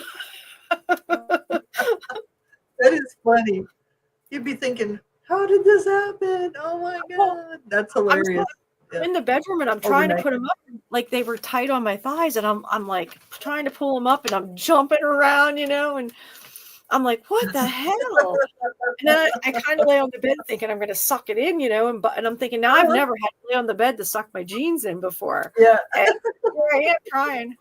Finally, I take them off, I throw them on the floor, and then I pick them up and I'm like, no wonder they're not even mine. I wish I was hilarious. That size, but I'm not. Yeah. Well, I'm telling you, the older you are, the harder it is. You can still do it, but it takes a dedicated effort. Is what I'm saying. Yeah, you have to be almost militant about it, like because it is harder when you get older to lose weight. So, you're already very busy. You work hard. It's not like you're sitting around all day. You're chasing after 25 kids. You know what I mean? So it's like. It's not like, you're just sitting around. Not only that, but you have that, you're busy with your own home life, taking care of business there. And it's like you're running around all the time, busy. And so you think about what you'd have to do to increase that, to drop down. You'd have to be doing, I don't know, some sort of major, massive workouts all the time. I try to like exercise, but not all the time. Occasionally. Our big thing is a walk or a hike or something like that. So I like that better. But I don't know, like when I was younger, I never had to work out. I never had to really do anything. I was always fit, but we were always so active. And then when I hit menopause, it was like, oh dear God, like what happened? Oh yeah. Oh, seriously. Yeah.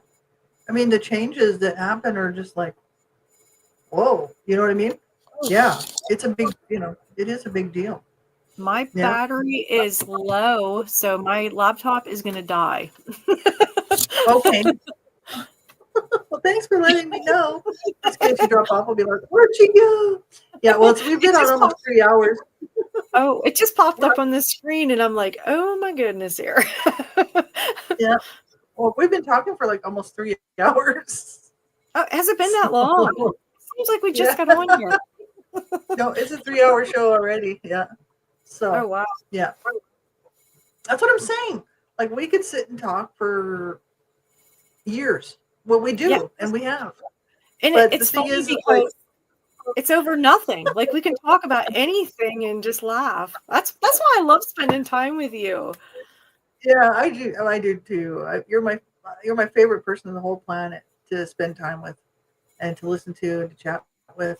Like we just kind of see eye to eye on a lot of things. You know what I mean? Like it's on a lot of just, and I mean some things no, some things different, and it's always funny. Like because there are certain things that we don't, but for the most part we do, and we have sort of the same idea. We have the same sense of humor. Yeah. Oh yeah. No, literally, we've talked for like 8 hours straight. I think the biggest thing though is our ability to laugh, because we both like to laugh and joke, and I like that. I don't like being serious all the time. I mean, I can be serious all day long, but I'd rather be in a fun environment where I'm laughing and joking. And I think it's so funny, like when we're on the phone and we're talking and all of a sudden like we're giggling and then it's like a full belly laugh, and stuff like that. I love it. I love it. I love spending time with you. I do too. I really enjoy it. Like, no, you're fun. And I enjoy I enjoy laughing and just joking around with you. That's the thing, and that's what I hope. Hopefully, other people will, you know, get something out of this. You know what I mean? Like, just join us and hang out. And, you know, that's what we want. We just want people to come and hang out and have fun. And if, like I said, if you have a comment or you have a topic you want to talk about, whatever. But we're having fun, so come and join us. For anybody out there who's not so sure what this show is really all about, it's There's women like me. Yeah. Yeah, women like me. There's certain YouTube channels like I watch at nighttime, or like if I have a minute, I'm on my phone playing around, and Mhm. all of them, they just laugh and they joke, and I like that. I don't like the serious Mhm. stuff because life is too serious already. So I would rather just laugh and joke and have a good time. And I know, like, Yeah. sometimes, like, we'll say, "Oh, we're going to talk about this," and we never talk about that. We always end up talking about something else. But I just think it's so much fun just to hang out and spend time with you. I love it. That's it. Yeah. Well, that's it. And you just never know what we're going to be talking about because it depends on what's happening. That's like, you know, for people that are watching this now, if you followed us all the way through, thank you very much. And we do appreciate it. Yes, Especially if you get this far, 3 hours in. But, you know, it's like, you never know what we're going to be talking about because we may have guests on here. We may be doing, like I said, talking about a book, like a book reading. We might be doing, reviews on certain things, movie reviews. You just never know, you know, because we like to laugh and just joke around and have fun too. And I think yeah. this is the best part, I would say. I mean, as much as I think the other stuff would be interesting, this is much more fun for me just to sit and shoot the shit with you. Me too. Because Me too. people, then, you know, then we're just being ourselves. And it's like, you know, not trying to put on a show. So in other words, it's not a show. We're not putting on a show. We're just spending time talking, and if you want to join in, please do. But the thing Under is like, Low underneath this uh, sweater that I have on is my pajamas, so that's how comfortable and cool I am. so you're really comfortable. That's Yes. right. Well, just in my t-shirt here, my lovely t-shirt, and I do have shorts on, and in the middle of the winter because it's too hot. And yeah, no, it's just get comfy and chat, you know. And That's it. there's I got out of the shower and I tried to dry my hair like a little bit in the front so it would be dry. And then I just pulled it back and I put my pajamas on. And then I just grabbed this sweater. I thought, I'm just putting a sweater on because we said this is not like the other stuff. This is casual. This is no, fun. This is us, you know? And that's right. Yeah, that's right. Well, and this is, I mean, if anybody wanted to really get to know us, this is the best way to do it because we're exactly. just And not just not even, that, we're just totally off topic. Yeah. we're doing a show called Women Like Me, and I can guarantee you there's a hell of a lot of women like us that like to be in their pajamas and laugh and talk and joke. So Exactly. That's right. That's right. So that's the thing, right? So that's why I'm hoping that people will like this. You know, like we're just getting started. So if anybody's watching this, I mean, this is only our second show, which I mean, just call it a show, whatever. It's our second episode, and so you know, we're brand new, and we have a lot of promo to do. I'm going to be doing a lot of promo work to push this out here. But if you like it, then hit the like button, hit the subscribe button, and if you like it, share it around and just say, "Come listen to these crazy ladies." Just talking about whatever. Because this is fun, and I like stuff like this myself. I enjoy watching people just do themselves instead of trying to be somebody else. So it's yeah, always fun to catch people when they're actually being just themselves, and instead of putting on a show. Because I don't like exactly. that. Like I want people to know me for who I am, like not somebody I could pretend to be. We can all pretend to be somebody else. You know what I mean?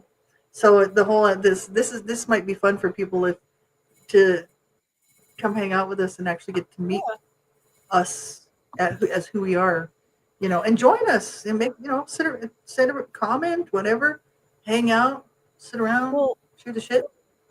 exactly. They've seen us doing our thing when it comes to advocacy and Hmm. fighting laws and bills and you name it, but Yeah. they've never really seen the behind the scene things. And if you remember when we did the book Unmasked, one of the biggest Hmm. things I said is I cut Lee's face in half on the cover of the book, and everybody's like, "Why did you Yeah, do that?" And I'm that like, was so cool.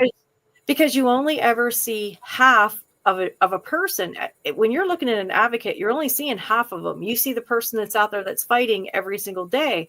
But That's what right. about, what about the person at home, or the mom, the sister, the friend, the aunt? Mm-hmm.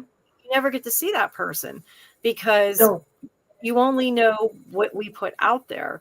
And that's right.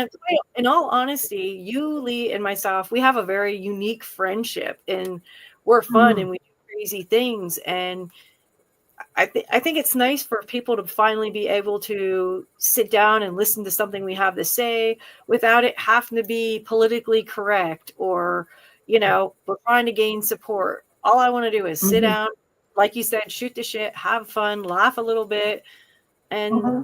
Be enjoy time yourself. together, because we've spent so That's much time right. working. I just want to, I just said the other night to somebody, I'm like, I actually know the date. April 8th of this year is going to be my 30th Mm. year in child advocacy. I've done it so long, Yeah, and I don't want that's to a say I'm long time. tired of it, because it will always be a part of me, but I'm to the point now where I want to have some fun. I want to laugh. I want to Yeah, joke. I'm tired of people seeing the mean, bitchy Donna. I want to have them see the fun Donna, So, that's right. Yeah, because we were, child abuse is not a fun topic. So of course we're very serious in the other stuff, advocacy work, because sometimes we would even laugh a little bit, but only at some of our own stuff, like not at the situation. Child yeah, abuse is a serious issue, so you're very serious when, like, we had to be very serious as we were presenting this material. yeah. We Trying to did. be up, not too down, but still you have to take it serious because it is what it is.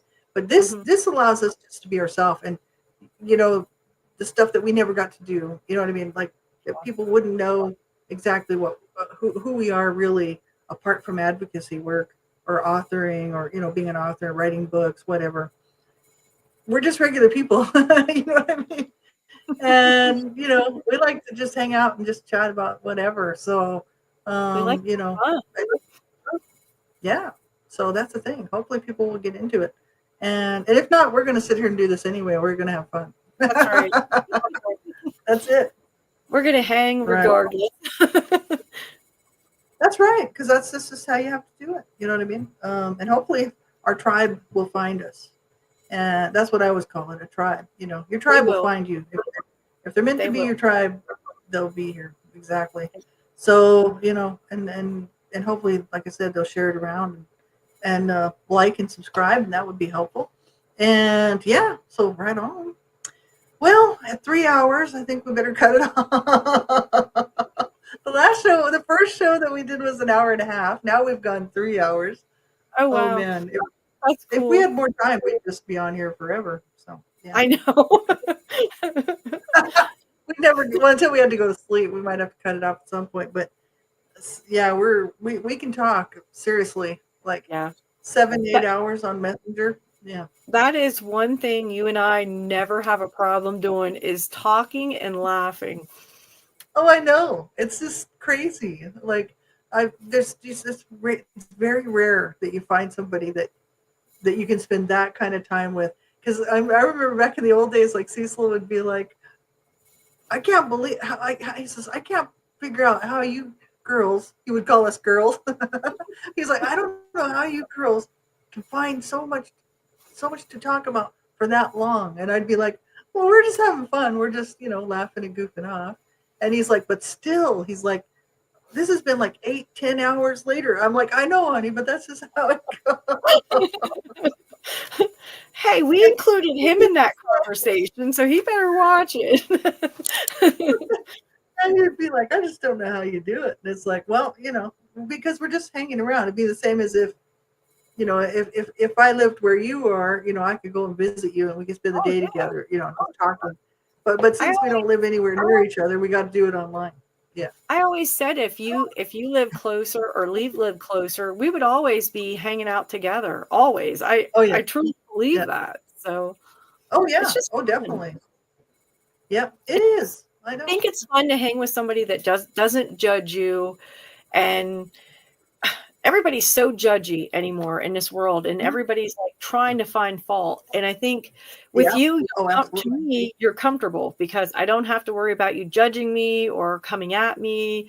You're just you're there. And if I'm having a bad day, I don't know how many times that you're there for me for that bad day, whether you're listening or, a lot of times I'll say, give me some advice. Tell me what you would do. And you're like, well, I can't exactly tell you what to do, but like you help me in so many ways. Or how many times things have been not so great and you've prayed with me and you've prayed for me. And that's a friend. That's a friend is someone that doesn't judge you. They just love you for who you are. And That's what you do for me. I'm So blessed. I'm blessed. that's what you do for me. It's the same thing. I was gonna say ditto, boo, but it's just the same. I Like you're always always say there for me. You always say ditto. I know you're like that's ditto, the ditto, word, boo. So now I'm gonna throw it back at you. But seriously, like it's great to find somebody that to have a friend that is there for you.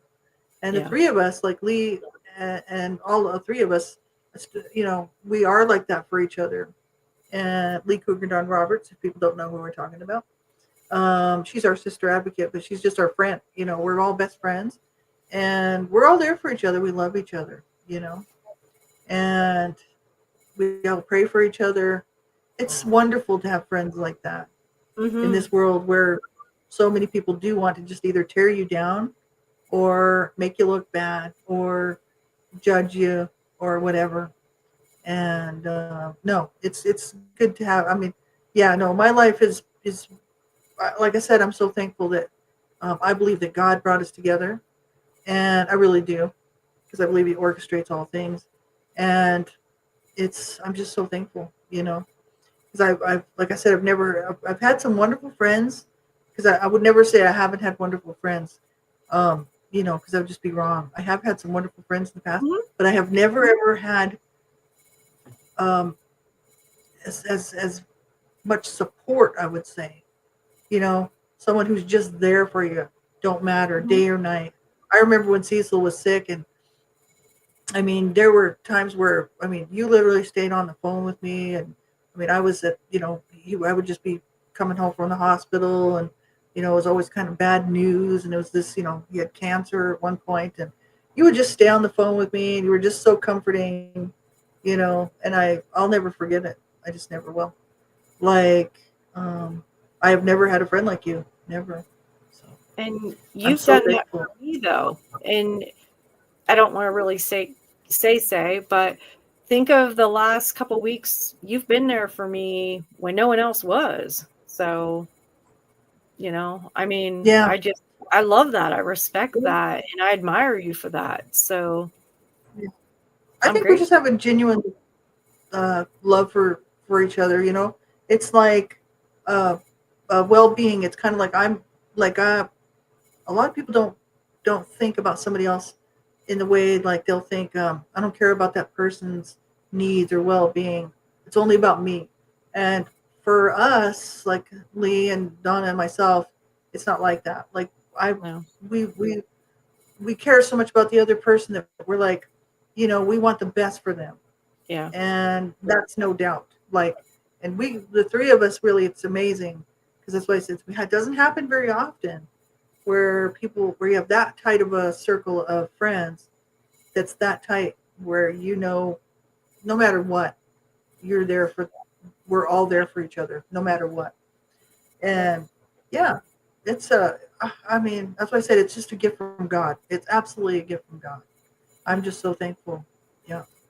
So, Ditto. you know, yeah, that's the thing. I mean, you're my favorite person to talk to. If Lee Cougar Don Roberts wasn't deaf and part of the deaf community, it'd be so much easier to talk to her.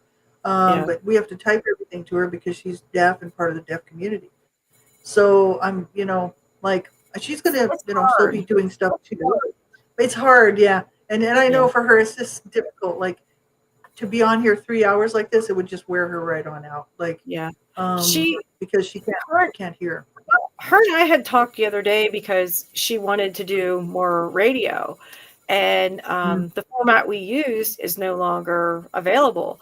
And I said to her, I'm yeah. like, well, we'll find something, but she couldn't go 3 hours like we do, Oh just no. because of all the typing and all the reading, and even the Mhm. fact that you and I both tried to learn a little bit of sign. It's Yeah. for her, it's exhausting. It really is. So Yeah, I get yeah, that for her. yeah. It's hard. It's hard for her. Exactly. I mean, otherwise she'd be here with us. Yeah, But she would. she's cool with us doing the show. She's like, you guys, Yeah, you guys do your thing and enjoy it and be happy. And she's happy for it. She's like sharing it around, and which I think is really cool. it is cool. It is And cool. yeah, because she'll listen to I mean, she'll get the captions and she'll read the Yes. closed captions. But for this show that's 3 hours long, I don't know if she will or not. She might be like, I screw don't that. I'm not I spending don't 3 hours watching this. think. I already know they're crazy. I already know they're talking about all kinds of crazy stuff. Forget it. She'll probably be like, I heard all that last week. You know what I mean? Yeah, she's funny. She's so funny. Oh She man. is funny. So yeah, we have a blast. Yeah. If we lived in the same area, we'd be trouble. That's what I said. That's why I was like, that's the combination of all three of us in the same area. Not a good thing. No, Seriously. no.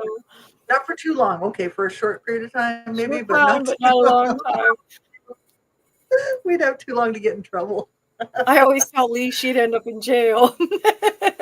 Seriously. She's funny. Oh my God, she's funny. I know. If people really could see how she really is, they would like be like, oh my God, she's like a comedian, you know? She is, But because she she's only shows always, that to us. yeah, like she's always the like real professional one, and Yeah, like she has like a certain way to do things and stuff like that. But yeah. behind the scenes, she's funny and Oh, I know. and like she laughs and she laughs until she gets that hearty laugh. And I think it's Yeah. so awesome. Oh, I know. It's just she's so funny. Like it's too bad because like I mean seriously, she's like a comedian. She, It's most people won't get to know her like that because she keeps herself very private.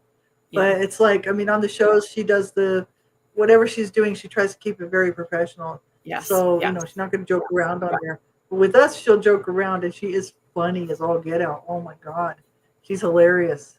So that's why we almost could have been arrested probably over there in California. We were all three together, and it was bad between the three combination with the three of us. It was like we're going to need bail money for sure. That was so much fun. Oh my God. Yeah. Well, That's what we she have to do said. it again.